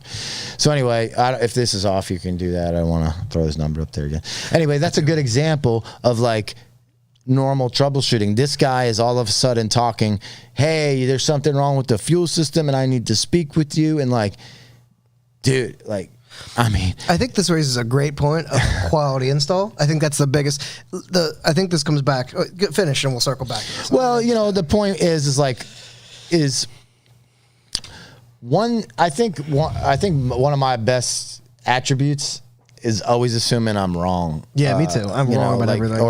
Or doubting myself at least. Or I look at a situation when I'm building something or I'm doing something. I say, what could go wrong? How did I mess this up already? How is this going to go wrong? Because if I could tell before it happens, then maybe I could fix it. Yep. So in this case, this guy is hooking a return line up to a plastic fitting, first off, on the fuel tank, which, you know, the stock side is plastic too, so, you know, stock, so that's fine. Mm-hmm. But at some point, it wasn't working, so you don't just start blaming somebody else's product. You got to check your work. And all this is very, very easy to look up online. It boggles my mind when a shop can't successfully install a product that hundreds of our customers install. That's what bothers me about this situation. You know, this is not rocket science. There's no difference between putting this return system in a Mustang or in a Dodge or any car on the planet. They all work the same. You know, I could see if you're like, hey, I didn't know how to work on the stock fuel hat or anything. But this is like this same exact hat. This is a great example of where experience comes to key. I mean, I can't tell you, you know, there's a reason that like they can build a car next door like Carlos, and we can tune on the dyno, take it to the track, and go 8s on the first pass, not trying. Well, that's another great example. And this is not only troubleshooting, but quality of install. And it's not even quality necessarily; it's also the experience, which adds to the quality. Yeah, it doesn't mean you're like bad. This guy didn't do a bad job. Doesn't mean he's it just doesn't know the platform like we do. You may not know who I'm going to bring up, but it's turbo car, and the car showed up here ready to run. We thought, and then we go to do a pull, and on the very first pull, full boost, stock motor car, full boost. Yeah, I see that all the time. Every time I send someone, they send me a log for like a turbo car, or idle and drive log, and I'm like, looks great, man. I think we're ready for what? I cringe because they installed that at home by themselves, and I'm waiting for that 50 pounds of boost. That's the big advantage to a supercharged car over, say, nitrous or turbo. At home install, at least. Yeah, you can completely. I mean, even like a turbo car, my red car, Harvey, I trust. He gave me the car back with the one gate was hanging off with the. No, the lines were backwards. Oh yeah. So I had the same time. I went full boost on one side. Thank God that tune-up was good. Yeah, I mean that car went from making 900 horsepower to 1300 horsepower when we wound up not trying to make all the boost on one turbo. Yeah, for the home installation guys, I mean, Pro Charger packs and Whipple is probably your easiest bet. You know, if vacuum lines scare you, turbo is probably not for you. If you don't understand how turbos work, it's probably not the install to tackle at home. Bob Shoemaker. That is the original Bob. That your dad? Yeah, that's my father. That's awesome. The original one. Doesn't look as good as me. My mom's on Facebook, but I doubt she's on YouTube. I didn't know Bob knew how to spell YouTube, so this is a new one for him. Yeah. But anyway, the turbo car, in that case, this was more of an example of lack of experience on that application than it was install, because this was the install was great. The install was fantastic. On an e-boost, there's 8,000 different ways to, and every one of them is wrong. Well, the one we use is at the end. Yes, you know, and use the last one. There, you know, this product was originally intended for like, you know, Honda guys are like, small boost you got your Evo, you want like a, you know, and the routing on that style where you just go to the side of the gate with the controller doesn't really work. But the problem was then that got changed, and then lines were still wrong, and like. He was touching the car for 30 minutes, and I walked by literally like this. Yeah, that's wrong still. Like, you know, and it's not because I'm a genius. It's because I do it all the time. We've made the mistake a million times already. Right. Can't tell you how many times I've can't done it myself. underestimate experience. Yeah, people call all the time and go, I timed my car wrong. Yeah, done that a million times already. We've already done it. Like, I can tell you, we've done it. Well, and that kind of it really, and it's not a sales pitch, but it's kind of like why our tuning is successful. Yeah. Because we've done, like, if we were a regular dyno shop, how many cars we tune on this dyno a month? Not that many. There's 2 a day, 5 days a week sometimes. Sometimes, but that's like max. Yeah. So that would be sometimes 3. That would be like 40 max. That's a lot of cars. But really, it's 30. Yeah. And we tune over 300 remotely a month. Yeah. So, and a lot of people go, well, I want that personal touch, and I want you to spend time with me, and we'll do that. But yeah, it's tough. It's tough, and I want to do it for everyone. But like, the person who is willing to work with you is the person that you're the guy who like comes in and goes, hey man, listen, I did this 3 different times. I think I did it wrong. That's the kind of guy you give a little bit extra effort to, because you know what? He's not going to like, it doesn't immediately go to, hey dude, I started my car. It's your fault. It doesn't work. Yeah. But, and okay, thanks. Yeah. it's just, there's just so many ways to look at it. Yeah. 100%. Hold on a second. Somebody gives a tip here. Oh, was it for lunch? Ruby GT. Do you guys know of any aftermarket flex plates for Gen 3? Not aftermarket. No. I think the only flex plate really offered is even on the earlier cars, they're just slapping an SFI sticker. They're sticking a SFI sticker on a stock one. Yeah, perfect. That seems safe. Well, I think it passes SFI though. Sure, yeah, well, Ford's pretty good about that kind of stuff. They're really good about not killing people with their cars.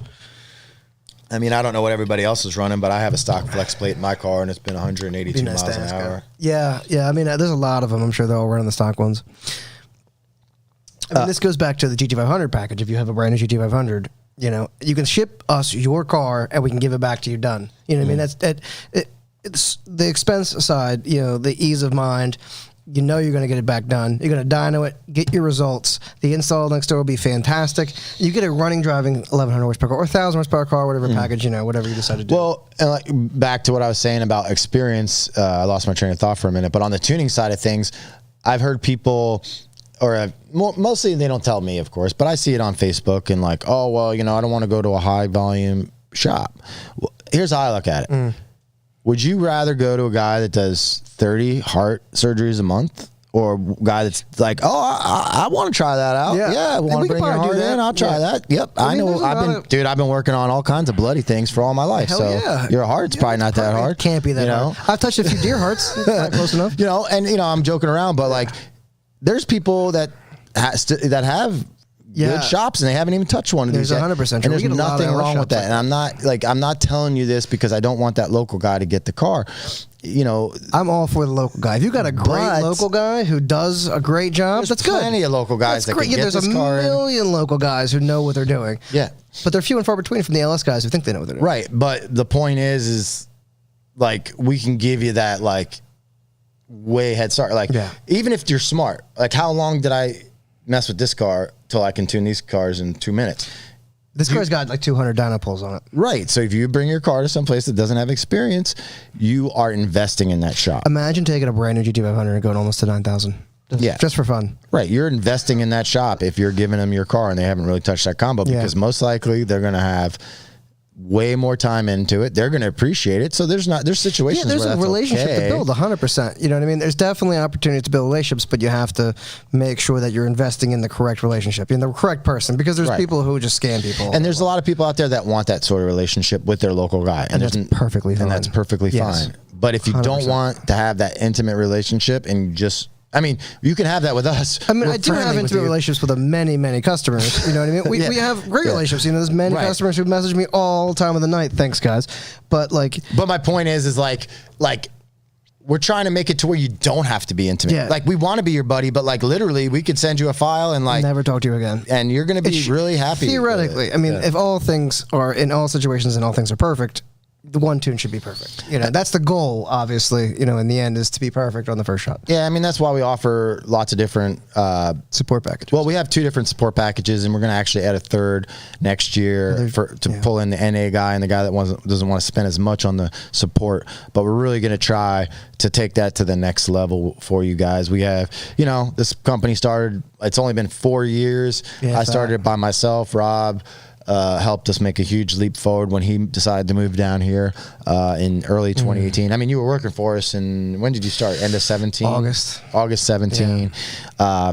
But now, you know, we're 10 people strong. 10, yeah. There used to be me and him in a broom closet. Yeah, now it's me, him, and Austin, I'm and calling James, and yelling at everyone. and Murray, and Simon, and Willow. Yep. Just in one closet. Yeah. That's why we're not in there doing that, because it would look retarded. There's no room. I said that word again. Yeah, you can't say that. It's offensive. Sorry. It hurts my feelings. Let's see if Brandy caught me. Anyway. But anyway, so, you know, the whole experience thing is not only is the guy with the experience not going to make the mistake in the first place, but if he does make the mistake, he's going to fix it right away. Like you mentioned Carlos and CJ's car, and even Jimmy's car. The few cars where people give us full reins, like, we've used that as a selling point, because it is a selling point, and I think there's an advantage. But I mean, even like I'm impressed with it, and I'm not really saying I'm impressed with me. I'm more impressed with Rare Fab and this whole situation we have going here, because it's great like, little God damn, niche market. Damn, that was easy again. Yeah, it makes it easy, and you know, and I think sometimes we take it for granted. We definitely lose a little patience sometimes dealing with some people. You know, I mean, it's hard when you're doing such volume to remember that the guy who's home, who comes home from work on a Wednesday and puts a kid on by himself, and who's super green, and sometimes it's hard to kind of like. I enjoy and you know, the whole like. This, I'm not really like trying to scold anybody or anything, or like encourage you not to ask me, because I enjoy troubleshooting, but I encourage you to try to do it yourself. 100%. Because you're going to learn. There was someone who called me from like a tune we did like 3 years ago, and he's like, "Hey man, I got some cam codes," and I was like, "All right." He's like, "What are they?" I go, "I don't know." I don't know what's wrong with your car. There's no magic 8-ball that I can shake. And he's calling me. He's asking me, what's wrong with it? How am I supposed to know? I am not a doctor. Right. And chances are, if the car ran fine for 3 years, and you have cam codes, there's probably something wrong. Now, if you're asking for troubleshooting help, approach it that way. The biggest way to like probably like get us on guard is to like just be throwing, you know, punches at us on the tune. Like, hey man, my car runs like shit. All right, well, that's probably not the way to start the conversation. That literally will drive me insane. Yeah. I will literally not answer emails.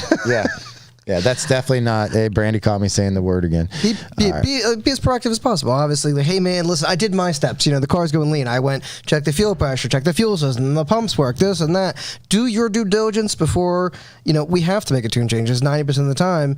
You know, it might not be that. Who knows? I mean, every instance is different, but obviously, there's always detective work in every way to find.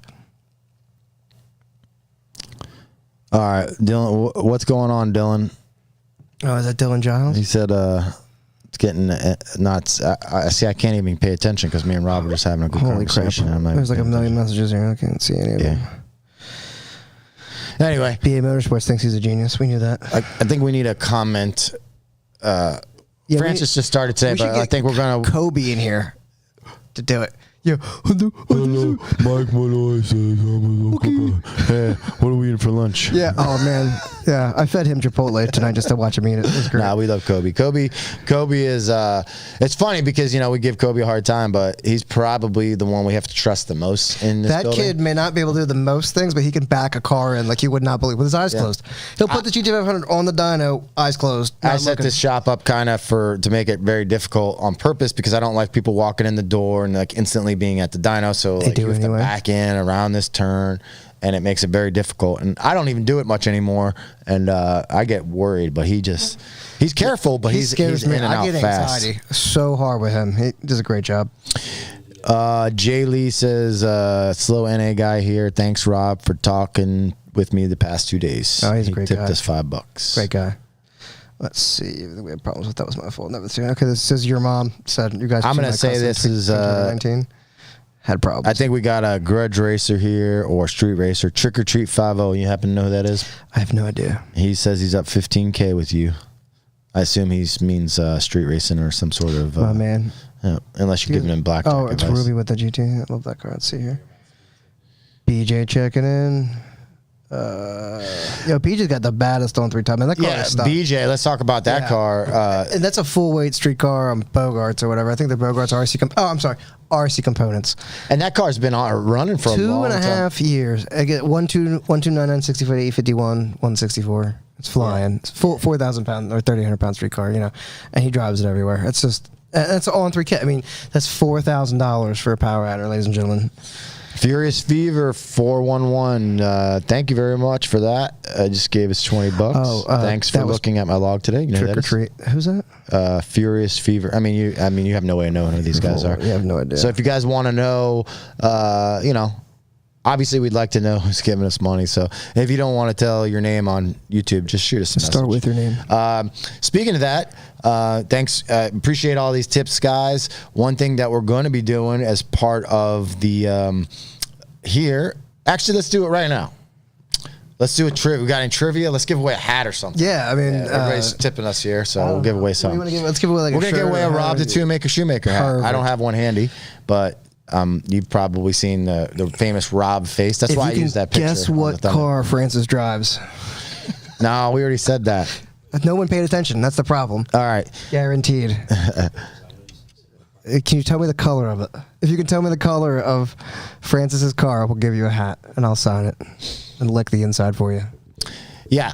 All right. Yeah, that's what we'll do. Francis has a Corvette. Yes. Somebody guess the color, and we'll give away a hat. By name. This is amazing.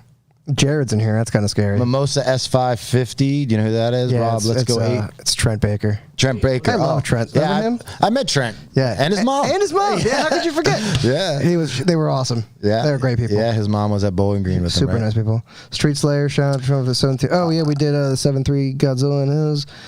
Big Camp Frankenstein Coyote. Bad BA Motorsports with the $100. Man, you didn't need to do that. Yo, why would you do that? Yeah, you don't need to do that. But I appreciate it. Yo, he's the best. I love when we go and visit him. Brandon is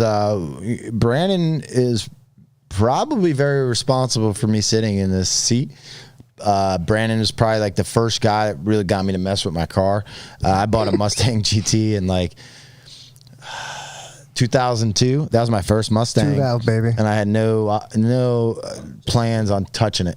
And I hit a deer, wound up looking on the internet, found him on Stang Bangers. I remember Stang Bangers. How could you not forget Stang Bangers? And the rest is history. Me and Brandon actually put the first 2 sets of billet camshafts, which you guys probably don't even know what I'm talking about. Back in the day, we used to have to get reground camshafts. That means taking a stock cam and grinding it and shimming it and all this bullshit.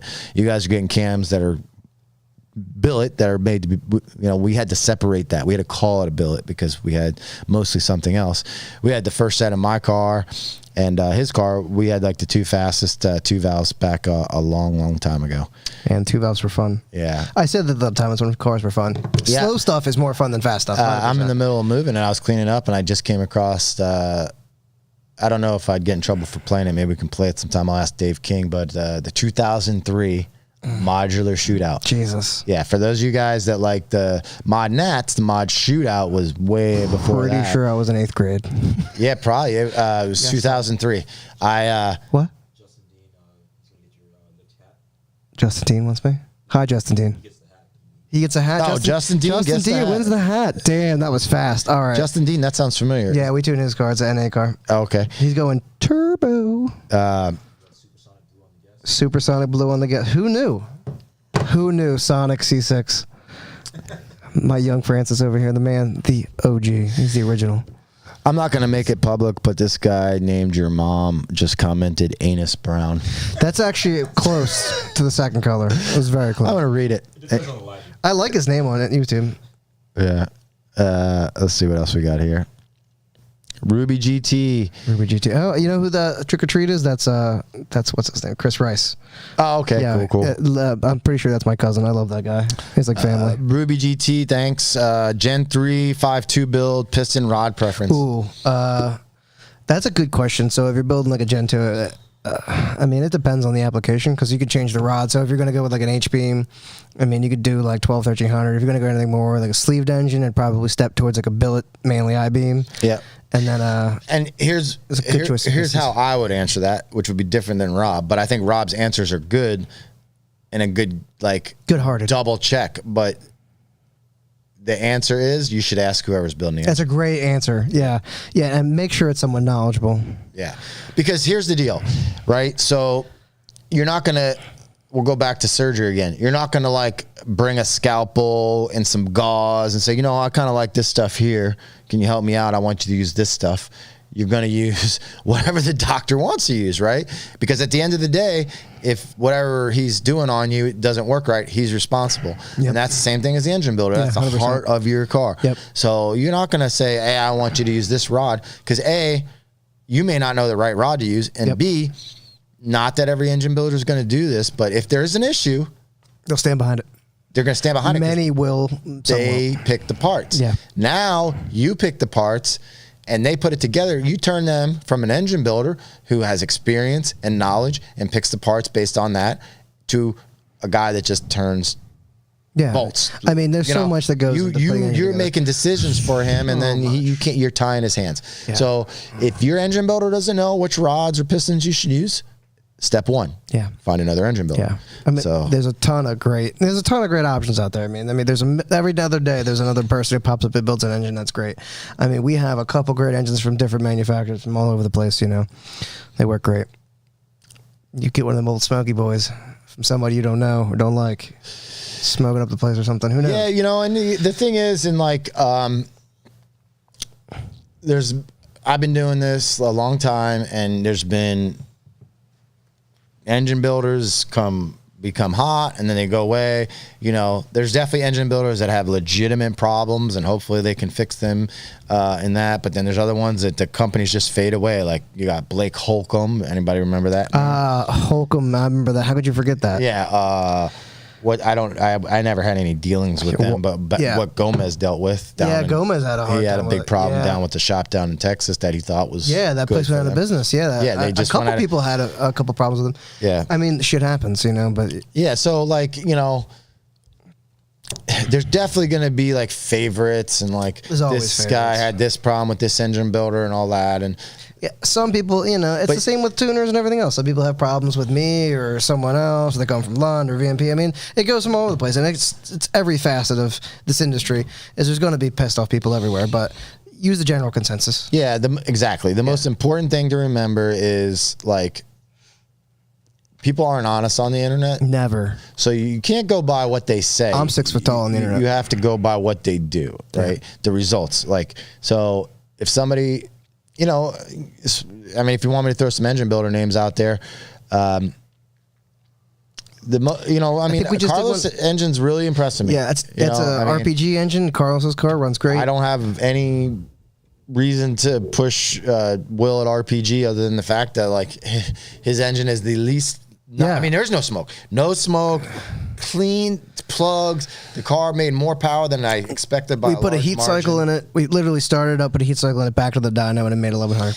And it starts up. And it's dry. I mean, driving around the pit. I mean, it's just you really get some that are great and some that are bad. I mean, we've done Mitchell Pope's did a TKM build, and his car makes 1500 wheel or something like that, and that thing runs TKM, and that thing runs awesome, phenomenal. You know what I mean? Yeah, we've had a lot of luck with TKM engines. RPG, FFRE, we made 1600 wheel with one, runs awesome. You know, that's another one that's out there. Yeah, that's another case of, there's a good example. The two biggest turnkey builds that we've done recently would be Carlos and CJ, and both cars were like, I mean, they're top in their. I'll tell you what, man. Field. Like a lot of people probably look at like our lives as tuners and things like it's glorious. Things go down a certain way, but like it literally is hell. When somebody else brings us a car, it's hell. But how was CJ's car or Carlos's car? You know, the problem is if someone else builds it, you're stepping into someone else's nightmare. Dude, when we went to Bradenton to FL2K and we busted off that 8.1, you know, Brandy was like, I was drinking beer. Brandy was like, man, that's so cool. And I'm like, all right, yeah, because there's no challenge at that point because the car will do it. I mean, we know the car will do it. The power's there, the math is there. We just got to do it. And we know it could do so much more. We really just haven't had the time to get it down the track. We've never taken it to a rental. We've never spent the money doing anything. Yeah, and we never really do. I mean, we're not really huge in doing like a rental, and which we should. I mean, obviously, we'll do that this year. Yeah. For anybody that's out there interested in rentals down here, come to Florida. We'll take care of you. We'll probably be doing at least one rental a month at Palm Beach and one rental a month at Bradenton. Yeah, that will coordinate with Kelly from Track to get him there to help you guys out. It's a great idea. Yeah. All right, guys. Let's see what else we got going on. Let's see. Logan said Blake Holcomb used wood screws for cam caps. There's no way that's true. Is that real? Ryan just tipped us $50 and his car's sitting right there, man. Ryan, I should you be paying you $50. Yeah, he's a great dude. He's so nice. You're our set tonight. I don't know who DS is, but he says Rob Tune's the best Ryan, beer. Go ahead, Ryan. Do it. No, actually, I don't have the exhaust fans on. That's probably bad. He wanted to. He was going to start his car. That'd be funny. Yeah. It's loud. Ryan's car, we dynoed it today, and you guys are probably sick of seeing my car, so I figured let's go ahead and leave his car on dyno. My car is right there behind you, behind the camera. Behind young Francis. Yeah. We're going to be I'm like 50% done doing the ice tank install. And I'm going to be starting on the fuel system this week. We were supposed to have a rental yesterday, and then we had the tropical storm. So I'm hoping to get it to the track maybe this weekend. I am in the middle of moving and just have so many things going on with the business. But I'm not in a huge rush to get it to the track where everybody like Jason, everybody's trying to get that, mine shaft pass this season. It doesn't matter ever. We don't get that opportunity. We never get that opportunity. And even right now, the best case scenario for Florida is I have to wear a sweatshirt because it's a little on the colder side, which is 65 degrees, and that is 2 days a year. Daniel Sinclair, love him. DS says you tune the best when you drink beer. More timing equals more power, baby. That's not true, but now it's whiskey. We've switched off beer. I'm getting too fat for that. Yeah, I saw some ginger ale in the refrigerator, and I'm like, man, I love ginger ale. And he's like, yeah, that's for the whiskey. I got to come prepared. Let's see here. Who else do we got? Letitia's in here. She's her car's flying. 1020s for the NA car's flying. Todd Grossman is in for the next rental. Let's talk about him real quick. I love Todd. Yeah, Todd's an awesome guy. Yeah. He runs our Palm Beach Dyno customers group, and we really appreciate that. I mean, he's probably the nicest. He got person. It rolling and going while I personally didn't have the time. Yeah, there was a logistical nightmare with just the three of us at the one point, and he really, Well, and that's the problem with businesses like this. I've been doing this a long time, and luckily, I have been doing it a few times, so I was able to identify when we needed to add more people this time, and we already. I mean, dude, when I went to go hire you, many people told me, don't, and when I say hire Rob works for me, but he's also part of the company. Mm-hmm. He's probably going to be doing Palm Beach Dyno way longer than me long term. See. But anyway. You'll probably get shut down. We'll go. There's definitely people who don't like We'll concentrate on our other business. We'll talk about that on the next cast. Ooh, that's a great way. Make sure I'm here for that. That'd be great. Yeah. There's somebody staring at me in the back over here. It's freaking me out. That is over there. Scared the shit out of me. I don't know what that was. Can you see it? Yeah. It's like right over your I thought it was someone watching me. It's pointing to the back of your head. That's the best part. Scared. Yeah, I put it there. I didn't tell you about it. I looked back and I was like, who's been watching us for 20 minutes? That's usually in the waiting room, and when I close up at night, it always scares me walking past it. But anyway, let's see what we got going on here. Oh, I was talking about our customer group. Yes. We got like almost 1,000 people in there, I think, now. And we just launched an ET deal. We're going to be doing all kinds of prizes and just, for fun. Every time there's a new number one on the list starting in 2021, you get a $100 credit at Palm Beach Dyno. So if people are trading back and forth every couple of weeks, you might be able to get some nice parts out of that deal. Yeah. At the end of the year, probably take the top 5 of each list and do let's have a taco party here at the shop. Yeah. I'll buy a bunch of beer and a bunch of taco. You come by. We should start mailing people tacos. That's a great idea. And Choco tacos. We get them frozen. That's a great idea. No, but I mean, put it in there like all nasty on purpose. Yeah, that's a great idea. It'd be hilarious. I'd be so upset. Street Slayers wants to know Kentucky or Tennessee whiskey. Irish. Irish. Sorry. Yeah, on the ginger, I would have guessed that with Jameson. Yeah. I like Maker's Mark and all that stuff. Knob Creek. Although I do like Jameson. Jameson's I mean, it's my tribute to Ryan Dunham's his favorite drink, and Ryan Dunham's a hilarious guy. Rest in peace. But it's one of my favorites. I've been drinking since like the college days. Hellhorse says that cutout has to be arm wrapping at like 5'2". You're absolutely right. That we did not really plan that out. The point was you were supposed to come to the race. We practiced. Yeah, that was like a last minute. And you're thing. supposed to stand next to him and take the picture. That's the best thing. But the arm was way too low. Yeah, I think it's weird because I look really short in that picture. Like my legs I look like a dwarf from the bottom down. Yeah, we might have to redo that one. Maybe. Well, that picture. Yeah, we should raffle that off. That's what we should do. Yo, we should give that shit away. All right, what do they have to do for I don't know, but you guys give me an idea and we'll give it away. I'd like to stop staring at me. Wait, it's in the RV. You guys haven't even seen the big head. Remember that? Big head? Oh my God. Yeah, there is a big head of me. Yeah, I've got a head that's like this big. I was going to tie a balloon to it and hang it and float it over our pit so people could find our pit. I still might do that. I just never got around to it. I got a lot of stupid ideas. Gary Punzak's in here. Gary is a car that I saw coming. And I thought it was going to be a little bit of a pain, but Gary did great. I mean, Gary had some issues with the throttle body. He worked through. I mean, I put a lot of it on Gary, you know what I mean, to figure it out on his own, and he did a great job. He pulled through, and it's going like, 960 or so, but it will definitely tweak it down a little farther, probably the 30 or so. Yeah, Gary's car. I mean, Gary, for those of you guys that followed, he posts a lot about his car, and he's kind of ran through a couple different tuners. But I think things are going well with Gary's car now, so I'm happy that it worked out. Ruby GT wants to know Gen 5 Whipple benefits of a Cobra Jet lid. Definitely. Yeah. If you have the room for it, you have to have all the fastest cars. I mean, put it this way. You can make crazy power with a Mustang GT lid. I don't think... do you have to have a hood for that? I don't remember. Yeah, that's why Carlos got the... Gotcha. Does Logan have the Cobra Jet hood? I think he has a hood. I don't really know. Yeah, I don't Logan, answer me. I don't think you can get away with lowering the engine. Tell me, Logan. So the Cobra Jet's good, but unless you're really shooting for like well over 1,000 horsepower, you don't need it, and then you don't have to mess with the hood. The Cobra Jet adds. There's Logan. He has the Cobra Jet lid. It's 90% overkill, 22 piece out. And Logan's car made You do not need a hood. You're not. It's according to Logan. That's what he's saying. I wasn't sure, so I don't believe you, man. Lately. Then why don't they just make that lid standard? Because they want to upcharge. Oh. I mean, it's a business. I mean, I want you to buy more things that are more expensive for me. It's a business. That makes sense to me. I'm okay with that. You can use the motor mount brackets as a part number. Damn, Logan's even got part numbers. Yo, this kid does not. So if you don't use those motor mount brackets, then you do have to use a hood. I got you. This kid knows everything. Joe asked, "Do you guys know what the record is for stock Gen 2 stick?" Huh? Not a lot of stick cars out there, man, running, especially. I mean, there's a lot level. of fast ones. I mean, I'm sure there's a guy that's been nines. What's his name? Oh man, oh god, I can't even think of anything. I'm out of it.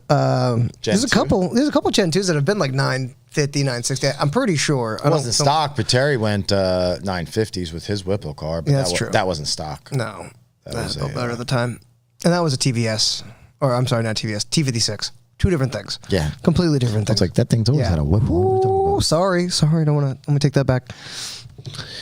All right, Mr. Narenberg, still one of my favorites. Justin Carl. Oh, Justin Carl's been fast. That is true.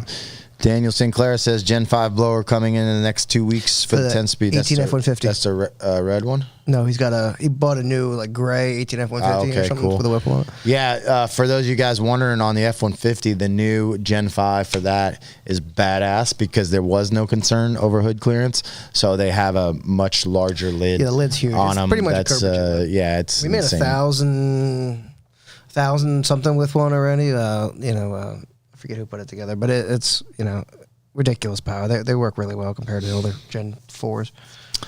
El Gringo says, what do you think about running the 315 5017 on the S550? It's tough.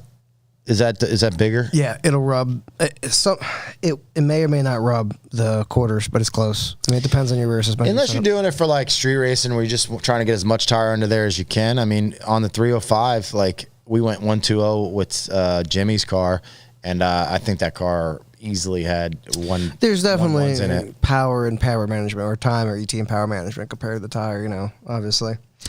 Yeah, I mean that's really No one really makes a real, like, I don't want to say no one makes an actual rear differential setup, and with the arms and everything and the cradle, the run 15s the right way, So it's kind of tough to pick a good tire. Yeah, a lot of guys want to put a 15 on it, and like you can really do a lot with a 17, and you don't have to compromise on other things. And I think the 17 honestly looks a little bit better. Yeah, I think so. It depends on the S550. car. Like, I've seen. I mean, there's some with the deep dish, Jocko's car, that black TVS car or whatever. El Toro. Yeah, that. We used to tune that car. Yeah, that thing looks back in the day. Awesome, but it's mini tubbed. Yeah, exactly. It looks awesome with a 15 on it. Or Jocko Holmes. Jocko Holmes. He has the. I'm not a fan of it, but he has the. What's it called? The Cobra Jet guys. They make. The Watson. The Watson rear subframe. Yeah. In his, they have a deep dish wheel. They have like a weird setup though. We had a car next door that had the Watson setup, and it was. Go Hide Racing. What's up? If you guys need 4 parts, hit up Devin. Yeah, he's awesome. From the finisher's truck. Nick went a 119 on a 305. There you go. And that's on a Whipple car. Yeah. So a turbo car, is a little easier. Gotta give it to Nick, man. Nick's car has been put through the ringer and back. Especially considering it's a rods and piston only engine. Yeah, with a Whipple. Yeah. It takes 200 horsepower to run at 8,000 RPM. Crazy. Jason Reese, what's up? Yo, congrats to Jason. Yeah, congrats to Jason. I saw your post. I didn't get a chance to talk to you. Don't get me wrong. It's fast for Jason. I mean, 10.7s is fast. It is fast for 6 pounds of boost. But, this is a great example because you take a car that's like fully done up and perfect and the guy's like shooting for 9s. Super street car. That's not Jason's car. Jason drives his car. It's a regular car.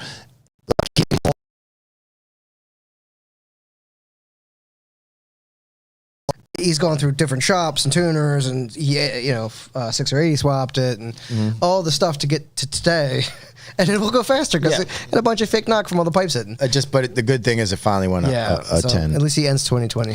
But he was asking about water meth versus butane. I know. Yeah, I'm not a water meth guy, honestly. I mean, yeah, it's tough. I mean, I know the LS guys love it because they supplement, fuel, they supplement octane with it, and it works. I mean, Mike Malloy is a good example of it works, but that truck. But let's talk who Mike Malloy is. Mike Malloy is crazy. Well, that's not what I was going to say. But he's a madman. He is a high level tech at a Mercedes or something like that. Yeah. So. And this is how I answer it, and that's a perfect example that you brought him up, is meth is okay for the power user, I would call it. Yeah. When I say power, not horsepower, but like guy who's going to stay on top of it. Yeah. Right? Your nozzle's getting clogged. You have issues with it. The pumps sometimes are hard to deal with. Vinny Fiore, I don't know if people know who Vinny Fiore is. He used to own the black New Edge that used to be that Radio vs. the World car. What's his name used to drive? Who drove it though? Oh my God, I should know this. I forget. Frank Soldier. Great guy. Frank's a good friend. Frank used to drive, but Vinny Fiore's been racing cars and owning cars for years. But so he's got an 18 that we tune with a Hellion kit. It makes 1,000 wheel on 93 and meth. But obviously Vinny, being Vinny, knows when or when not to beat on the car, and the keep it on top of the meth is huge. Well, and that's a good example of how this works for us, which is all advice doesn't go to all people. That's true. It's going to be based on you somewhat because we have to do it that way. You are the keeper. In the end, you are definitely your own keeper for sure. Shout out to Vinny. Go Hide Racing just gave us $50. You're nuts, man. You didn't need Thanks, to do man. that. I definitely gonna buy tacos with that tomorrow. Yeah, no problem, Devin. He does awesome. He's a good example of who I like to deal with in general. I don't think so. Iconic GT500. If I like to be able to call somebody. Well, I don't really call anybody, but honestly, I do a lot of business on Facebook Messenger or any kind of messaging, email. I know I can hit up Devin and go, look, dude, I need this part. I may not have the part number. It may not even exist yet. It's in the GT500 catalog, and he's going to find the part, get you good pricing on it, and get it to you right away. And if he can't get it to you right away, it probably isn't available, but he's going to make sure he gets his hands on it. So, I get all the snakes for our lids from him, all kinds of stuff. So, really appreciate having somebody like him on our team. Yeah, he's a great guy. Anything you need, he'll know. I mean, I just text him sometimes to waste his time, ask him to look up part numbers and stuff. Sorry. Let's see here. Logan. Still in here. Yeah. Oh, man. Let's see. Do you have a 2019 BMW engine? Yes. I'll sell it to you right now. 100%. What kind? What engine you want? F12? What? I don't know what he's saying. It's giving an error. Oh, man. Well, let me go back to the comments and waste some time real quick. Oh, let's see who's in here. Kelly Aiken, there he is, Mr. 24 Savage himself. Crazy man. Let's see. Yo, look at Jason talking about the streets of Philly.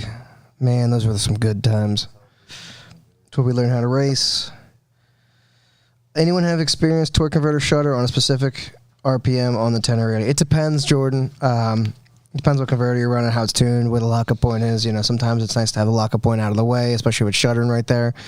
It just depends, you know, on application. Obviously, I don't think we tune that one, so refer to your tuner. What benefits, if any, would porting an 18-manifold Gen 3 build? This is a great one because a lot of guys home port. This is great. They can buy a cartridge roll kit from Summit Racing. This is the best part. And then they put the intake on their car, and it is so bad. and like it's like, oh man, it's 100% lean because you ground right through the port, guy. Sorry, and your silicone didn't fix it. And it happens all the time. Majority of the people, if you're going to buy a ported manifold, buy one that's already ported by Jason or somebody, or Brett Barber at Airflow Research does them. I mean, there's a lot of guys who do them. Do I think it's worth it all the time? Maybe. You know, it's probably worth 10, 12 horsepower. Maybe. But I wouldn't beat myself over the head for it. They're making fun of you that you said, Todd said, it's fast for Jason, LOL. That's not what I meant, Jason. You know what I mean? Like, I mean, Jason struggled. Just man, he struggled, and we'd like to see somebody finally get to their goal. It's not really where it should be. It should be a 9-second car, but Jason's only running like 7 pounds of boost, you know, and it's got like I mean, he's fought the thing for 2 years to get it to this point, and it's just nice to have a little bit of success. Tyler says, how do we only have 19,000 subs? Do we have 19,000 subs? That's pretty good for us. I think we're at 60,000. Because we don't try. I don't think we have 19,000. Yep. No, I mean, look, dude, like, that's why Francis is here. Yeah, I'll get Francis to follow me around the camera if you guys subscribe. I love media. This is my hobby. I mean, that's actually what I went to college for, and I did that professionally before I got into cars. And, you know, I enjoy doing it for fun. So now that I got Francis involved, we're going to try to do a lot more videos. Not just this. We're going to do more everything. Dyno tech videos. We're going to do more vlog style videos. Maybe, you know, some just stuff happening around the shop. Is that who I think it is? I think it's Shook. Is that it? Damn it. Yo, we definitely hit a bar in Philly. I went to Philly and I just met up with some of my friends and I want to pronounce. I want to say it's Devin Shook maybe. She showed up and we were having drinks. It was a good time. I mean, I had a great time. Definitely. If that's I'm in the your one city, thing that's going to, you know, I could say about us here at Palm Beach Dyno, we like our customers. I love most of them. Yeah, if we keep saying we'll be right back and we're hanging out with you, maybe not. Yeah. But no, I'm just kidding. But you know, when we go to all these big races, we want to get a bunch of you guys all together. You know, this year's kind of sucked for everybody. It's been bad. But you know, next year, Dustin Shook. Sorry, Dustin, I messed that completely up. I remember the last time. Yeah, you knew his last name. Yeah. You know, we're gonna do especially on the, I don't know what to call them. I didn't want to say the wrong thing, but like Texas, 2K, and SCT, I consider them like one type of race as opposed to NMRA. It's not like a not serious race. I don't. It's a not serious race. I mean, it is, but like, yeah, it's serious. It's not serious for us coming from that. This is a great topic that we can go over. Racing today is more. Not the racing that I'm used to, or maybe you're used to either, where it's competitive. I mean, it is competitive to an extent, but there's not really the racing that I grew up with, where you ran a class and you went to win a championship. Now it's the testing nationals every time we go out. Yeah, like a good example for me, and like I can't say that I want to do this anymore, but like it's experience I'll never ever look past. Yeah, which was I raced 10 years straight in the NMRA. Every day or every race, either with my own car or that happened for the first year or two, and then budget and everything. And then I transferred over to more like helping people with their cars and crew chief. And we had the semi and we'd transport the cars there. And I learned I had actually a very good conversation with Jay from Real Street Performance. Shout out to Jay. Yeah, because Great guy. that's actually where the name of his company came from. Then, right? And Jay, the people don't know Jay was like the Mustang, one of the Mustang big guys. It was really cool to have that conversation with him about that, honestly, because I didn't know his opinion on it until we had the conversation. And he felt exactly the way I did, which was people have no idea how valuable that was to two of us. The struggle. Yeah, because, dude, the first time, I mean, I remember I went racing Pure Street with my 2-valve, and I was at Columbus race, and I put 5 clutches in my car in one weekend. I mean, dude, it's like midnight, people are drunk. That's back when the races were more fun and we partied until we passed out in the RVs. That was fun. But I wasn't passing out. I was friggin', I got pictures of me in the car. So, you know, those days, like, looking back, they seem stressful, but it was the most fun. And that was like by choice. But then also, like, Steve Gifford was my best example, my tightest racer that I raced with over the longest period of time and most successful with. Back then, we did teardowns, right? Like, we went to inspection teardowns. You know, I don't remember what year it is. I suck at years, but like one year we were going for the championship, and we had to go into Bowling Green, which was the last race of the year. We had to qualify number 1. We had to do 3 things. Oh, we had to set the record, qualify number 1, and win the race. And we set the record. We qualified number 1. Oh, I can't even remember. But all I remember is we set the record on Saturday night. We had to take the engine out. Yep, there it is. And we're in the pits. And if you've never raced at Bowling Green, the pits are dark. Yep. We're taking the engine apart. Well, we didn't take the engine out, but what did they want to see? Probably pull the head and do it. No, they wanted to see. We pulled the head. Oh, they do. Yeah, they check the. They do the rod or the bore and stroke gauge or whatever. No, that's if they don't take the head off. They can do they pump it. Oh yeah, they pump they take the head out, they turn it upside down, and they measure the volume of the combustion chamber. Yeah. So we're taking a friggin' head off a 2-valve with it had like crappy like hooker headers on there. Hell yeah. Like it was impossible to get them on there. So now it's 2:00 in the morning. RTV'd on. It's 2:00 in the morning, and they're like, "All right, you passed." Yeah. Good luck. You got 4 hours to put it back together. And then it's 4 hours. We got the car back together. And we wound up not winning the championship. Maybe we went out in the I don't know, in the final. But that's race. part of it. But anyway, the whole point was that type of mentality was like total torture. Yeah. But it's what got us there. Oh, yeah. And then I go to a race like FL2K with Carlos's car, and dude, it hurt my brain. Yeah, they drive to the tech and they go, "Hey man, what is this?" I go, "Supercharge." You go, "Okay, bye." Yeah, literally, I'm like, I'm going to. You got a helmet, right? Yeah, you're good. I'm going to pop the hood, and I'm like, no, I got to go in there. I was going to hit the. I forget where I was recently. I think it was FL2K. I rolled down to the tech inspection. I got it with a beer. The guy said, "You're teching in?" I'm like, "Yep, ready to go. Let's go." Yeah, I'm trying to pop the hood, and he's like, "You don't have to do that." I'm like, "You don't even want to see under the hood?" Does it have a cage? No, we don't care. Yeah.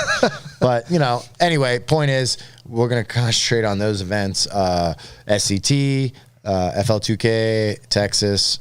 We probably will do and I'm already Bradenton. That's our home we track. always do that, yeah. I would say home, but yeah. I like to call those like lifestyle races, right? They are. I mean, it's a good time. I mean, it's a great opportunity for us to catch up with a lot of customers in person or come by or meet new people or check shit out that we got going on. I mean, I always like to take time and stop and, if you see me, I always stop and talk to you about whatever, or come check out what you got going on. Cookie Monster says, shout out to Rob for helping you. You helped him dial in Cookie Monster. I don't know what that is, but it sounds delicious. That sounds like sounds delicious. I am so hungry right now. He's in the live feed pretty often. Cookie Monster. Daniel Sinclair, late night revisions at the track, just gave us $50. Thank you very much. Yeah, man, we do that all day long. Yep, we're gonna be trying to do a more official trackside support situation now that we're growing so big, to make sure people can get the support they need, new scheduling software and all that. Yeah, Kelly says, I enjoy drinking water. Yeah, bro, I'm thirsty. I'm a thirsty guy. Let's see what we got here. Andrew, what kind of banners are you looking to order? Like that? You really want that? This behind us? I'll sell it to you right now. No, you can actually buy that online. I set up a Teespring account. If you go to Teespring and search for Palm Beach Dyno, there's a few things there. I want to order the sweatshirt. I got to take that down. The quality wasn't too great. The long sleeve shirt actually is pretty good, but I decided we're just going to get those made by our normal t-shirt guy. But that thing in the back is up on Teespring. It's like $20. There's a couple of good questions. Steve, do we tune 3.0 diesel? We don't tune any diesels. Don't ask. Kyle Quigley says opinions on a billet intake manifold. It's a great option, but it's for the guy who's looking around 30 psi or more. We ran 33 on a Boss.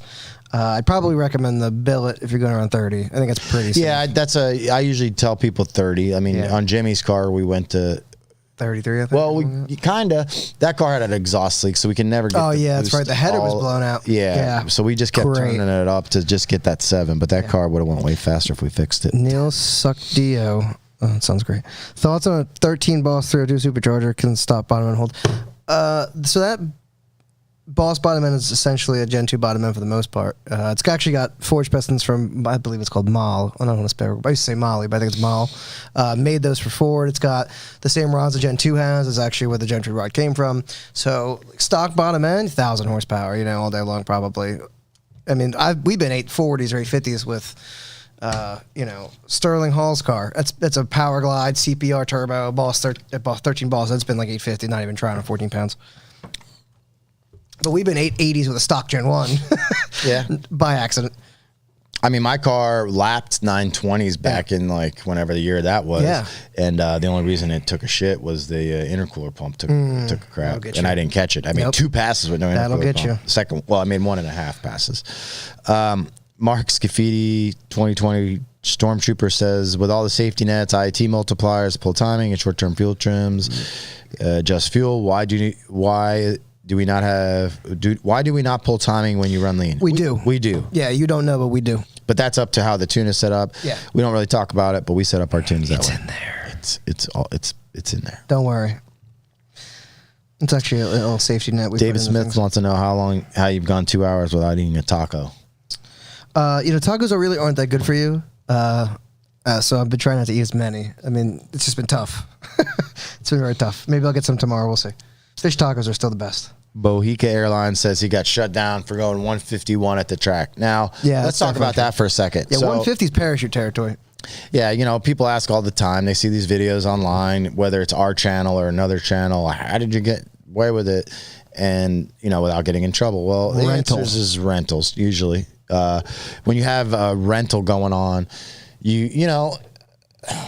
I mean, I don't know the legalities of it, and I don't own a track, and I don't hope to ever own a track because it seems like it would be a lot of work. Yeah. But I don't really think they have to follow the NHRA rules at that point. So it depends on the track. I know, like Halsey, Jim Halsey, who owns Cecil. I mean, there's legality issues. So when you sign your life away, when you get in, just because you sign doesn't mean it's legit. Like, you could sign and say, I take all responsibility. If I die here, it's my problem. But like, Acura Raceway got sued because the guy died, but his family sued, and pretty sure they won. I was around one of those situations at NMRA. Actually, somebody, it actually wound up being a problem with the car.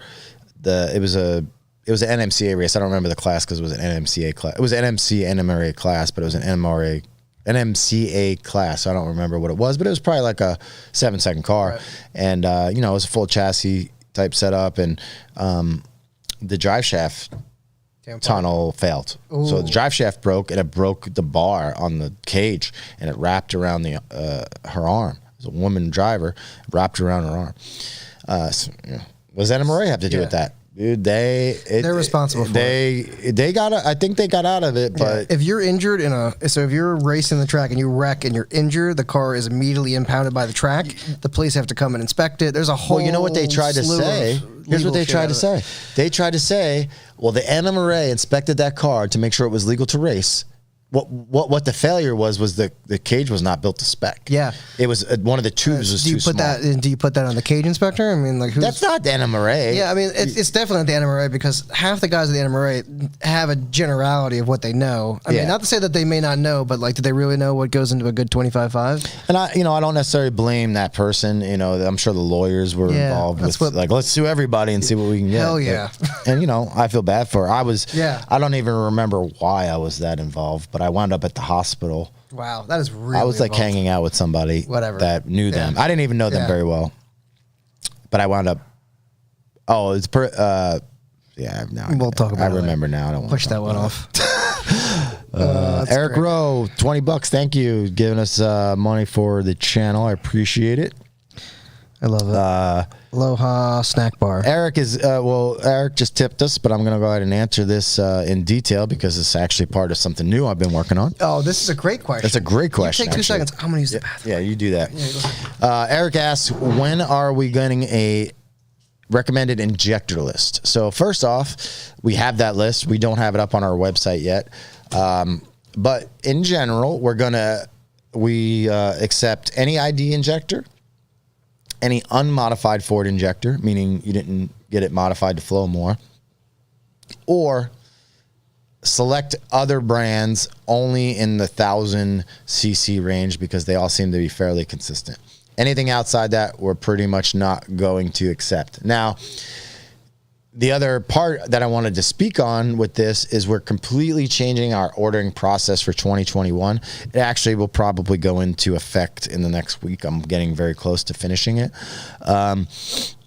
We're trying to streamline things a little bit better, making the ordering process a little easier, making it easier to explain how to order, all those sorts of things. But the big part of it is the tuning information form. We're not going to be collecting much information from you when you place the order anymore, but you're going to get a tuning form that's going to collect a huge amount of information in a very detailed manner, so that way everything is 100% documented. When you fill out that form, it sends it over to our support site, so it's instantly on your account. So when you send in a ticket, it's right there next to us. We see everything about your car, up to date, the information that you submitted. And if you change something, you can go in there and edit it or submit a new form. And when you submit the new form, it will just overwrite everything. The one thing it does not do, and I don't know, we call it, me and Brandy discuss this stuff all the time, and we call it the Heinz rule. Like, it's not going to work for Heinz. Yeah. Because Heinz has like 8 million cars. Yeah, he changes cars like he changes shirts. Right now, I'm doing this, building this on top of Zendesk, and it's only going to work for one car per email address. Right. So if you really want it to work perfectly, you could have a different email address for every car. That only applies to a few people anyway. So interesting. That's coming very soon, along with all the different support stuff.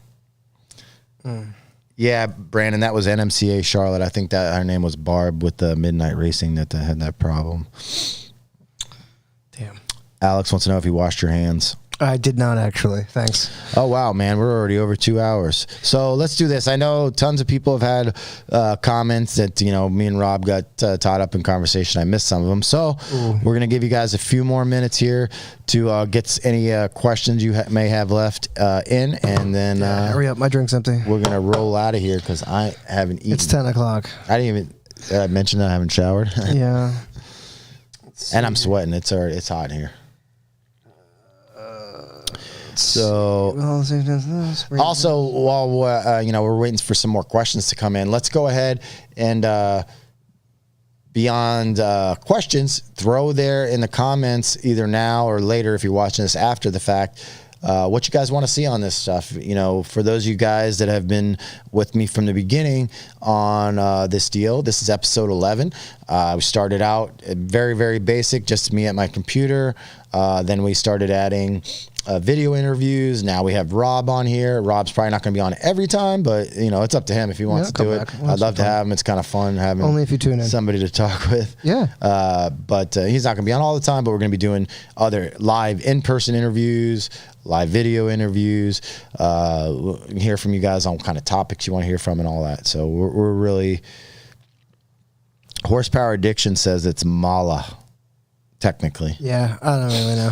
Yeah. I'm not sure. I think it's sort of like, is it German? I don't know. It's sort of like Bionis and Teixeira. Yeah. Gen 3 short block German hands. I don't know. I don't really know. We got to an extent, like a point with that, and like people were doing it. I don't remember. I couldn't tell you. Here's the deal. Why? Right? Yeah, like buy the block to if fix. you have Gen 1 heads, like you should probably. Why not put a Gen 2 in it? Why not? Yeah, why not just do the updated heads? We've been like. My car's a perfect example. I have 830 with Gen 2. Yeah, look at my car. I have Gen 1 heads on my 2011, but if that thing comes apart, I can't imagine I would keep those on there. Like, why wouldn't I switch to the newer heads?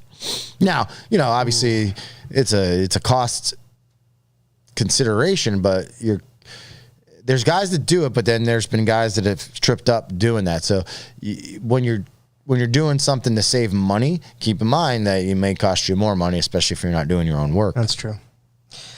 top or bottom mount turbo setups? It depends. If it's a top mount, it better have forward-facing manifolds. Jordan's asking about the billet lid. He wants to know what all he needs to get done to get it. I think he means to get it on. Ooh, let's get it on. Yeah. Nothing. It installs right away. Like stock.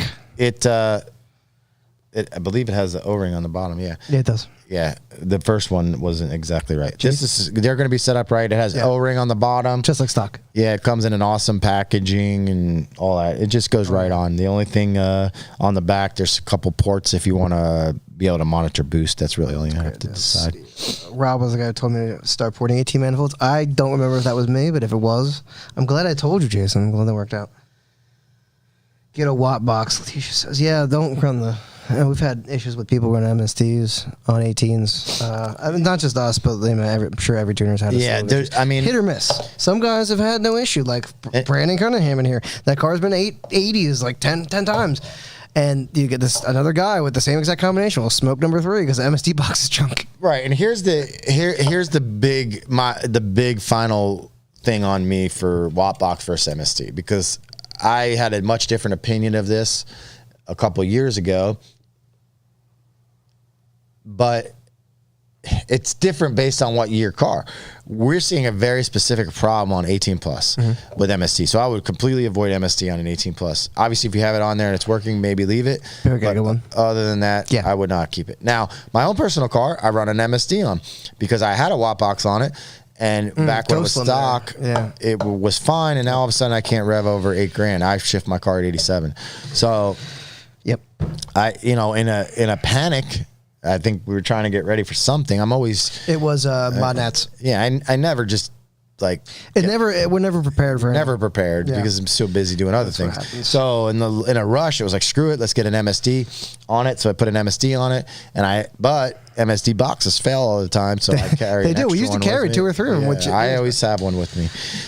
Here's one for Jacob here. I seen this. I think he posted a couple times about it, but he's got an RS3 bone stock. He went look at it run 1050s. Is that it's an auto? It's a TVS car, I'm guessing. I mean, you don't have to do much to go 1050s, man. Wheels, tires, bolt-ons, throttle body, cold air intake, pulley, stuff like that. Long tubes, a couple things. You're gonna go 1050s all day long.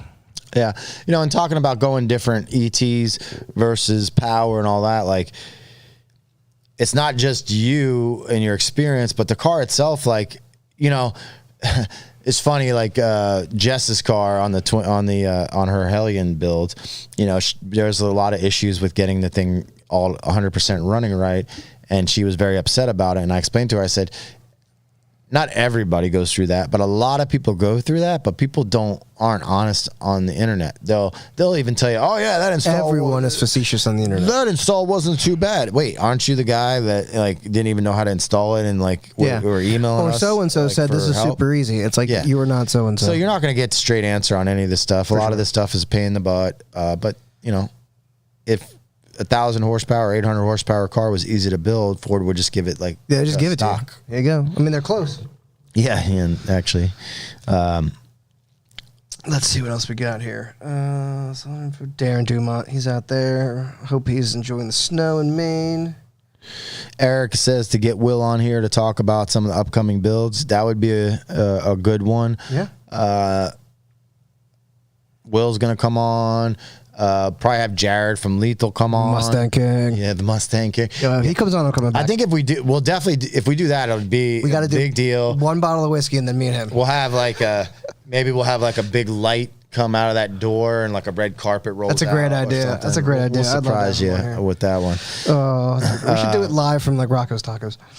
Yeah, I mean, we can't do it this complex, but we could do it pretty cool from remote. I want to do some of my backyard. My new house, if I ever get it, is on a nice little backyard set up with a canal. We can kind of do it. There we go. There. That sounds nice. Yeah, we can have a lot of fun with this. This is gonna be great. Revit Racing. Yeah, you can just email me. I'll put your trans brake on. It's no problem. What's your Gen 3 truck rear? I don't know. That's a great question. We got a couple of fast ones. Cheers, dudes. Jordan versus Sunbelt Creek.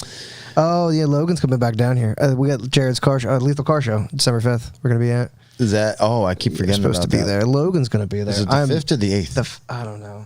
Say the 5th, Logan. I think it's the 5th. Yeah, the 5th is a Saturday, the 8th is a Tuesday. That makes sense. Lethal Car Show down here in South Florida.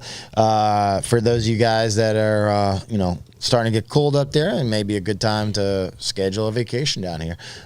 Come down, get your car tuned at Palm Beach Dyno. We'll probably have a big crew roll out with us over there. Well, actually, no. It's going to be a party. Because we got a tent. We got to get there. Oh, yeah, we got to do it early. Yeah. So maybe we can make everyone else go. We can get everybody else to meet up and go over there, but I think I'll be over there setting up already. Steve wants to know what's up with the Whipple for the GT500. GT500 Whipple. Same spot we were in last week. Yeah, I'll probably, who knows? Dustin says I'll have one before the end of the year. Yeah. So we'll see. We'll see. I hope so. His hands are tied a little bit there. They do a lot of their stuff themselves, but the casting. Come on, Dusty. Make me proud. Make me proud, Dusty. Unreliable as far as timing. Dusty Dinkelman. Let's see. I'm down, Logie Bear. Eventually, we're finally gonna get your car here. Yeah, tell him. I hope it goes lean on the dyno. It's my favorite. Logan's the key for that. Logan asked me to tune his car like 4 years ago. And then told him no. He's finally getting. I was gonna give him the burble tune to drive him insane. Desmond Sides, hello Desmond. Nice to see you, buddy. He's in here. He's gonna finish up his BL Turbo kit, BL Fab single kit in an 18. That should be nice. Should be a good combination right there. Let's see. Oh, that's funny. Soda. All right, I think we're wrapping up here, guys. I want to say thanks to everybody for tuning in. We had a great audience here tonight. Got any final words, Rob? I don't think so. I think we're good to go. We're going to keep doing these on Monday nights. Probably be doing it from here, from the shop for at least the next couple weeks. I'm moving, so that makes it a little easier to do it here. But I really like this format. It's a little nice having somebody here with me. Yeah, of course.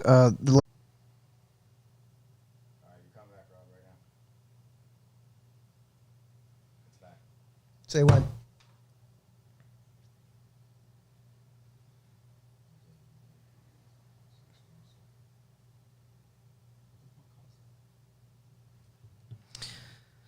Boop.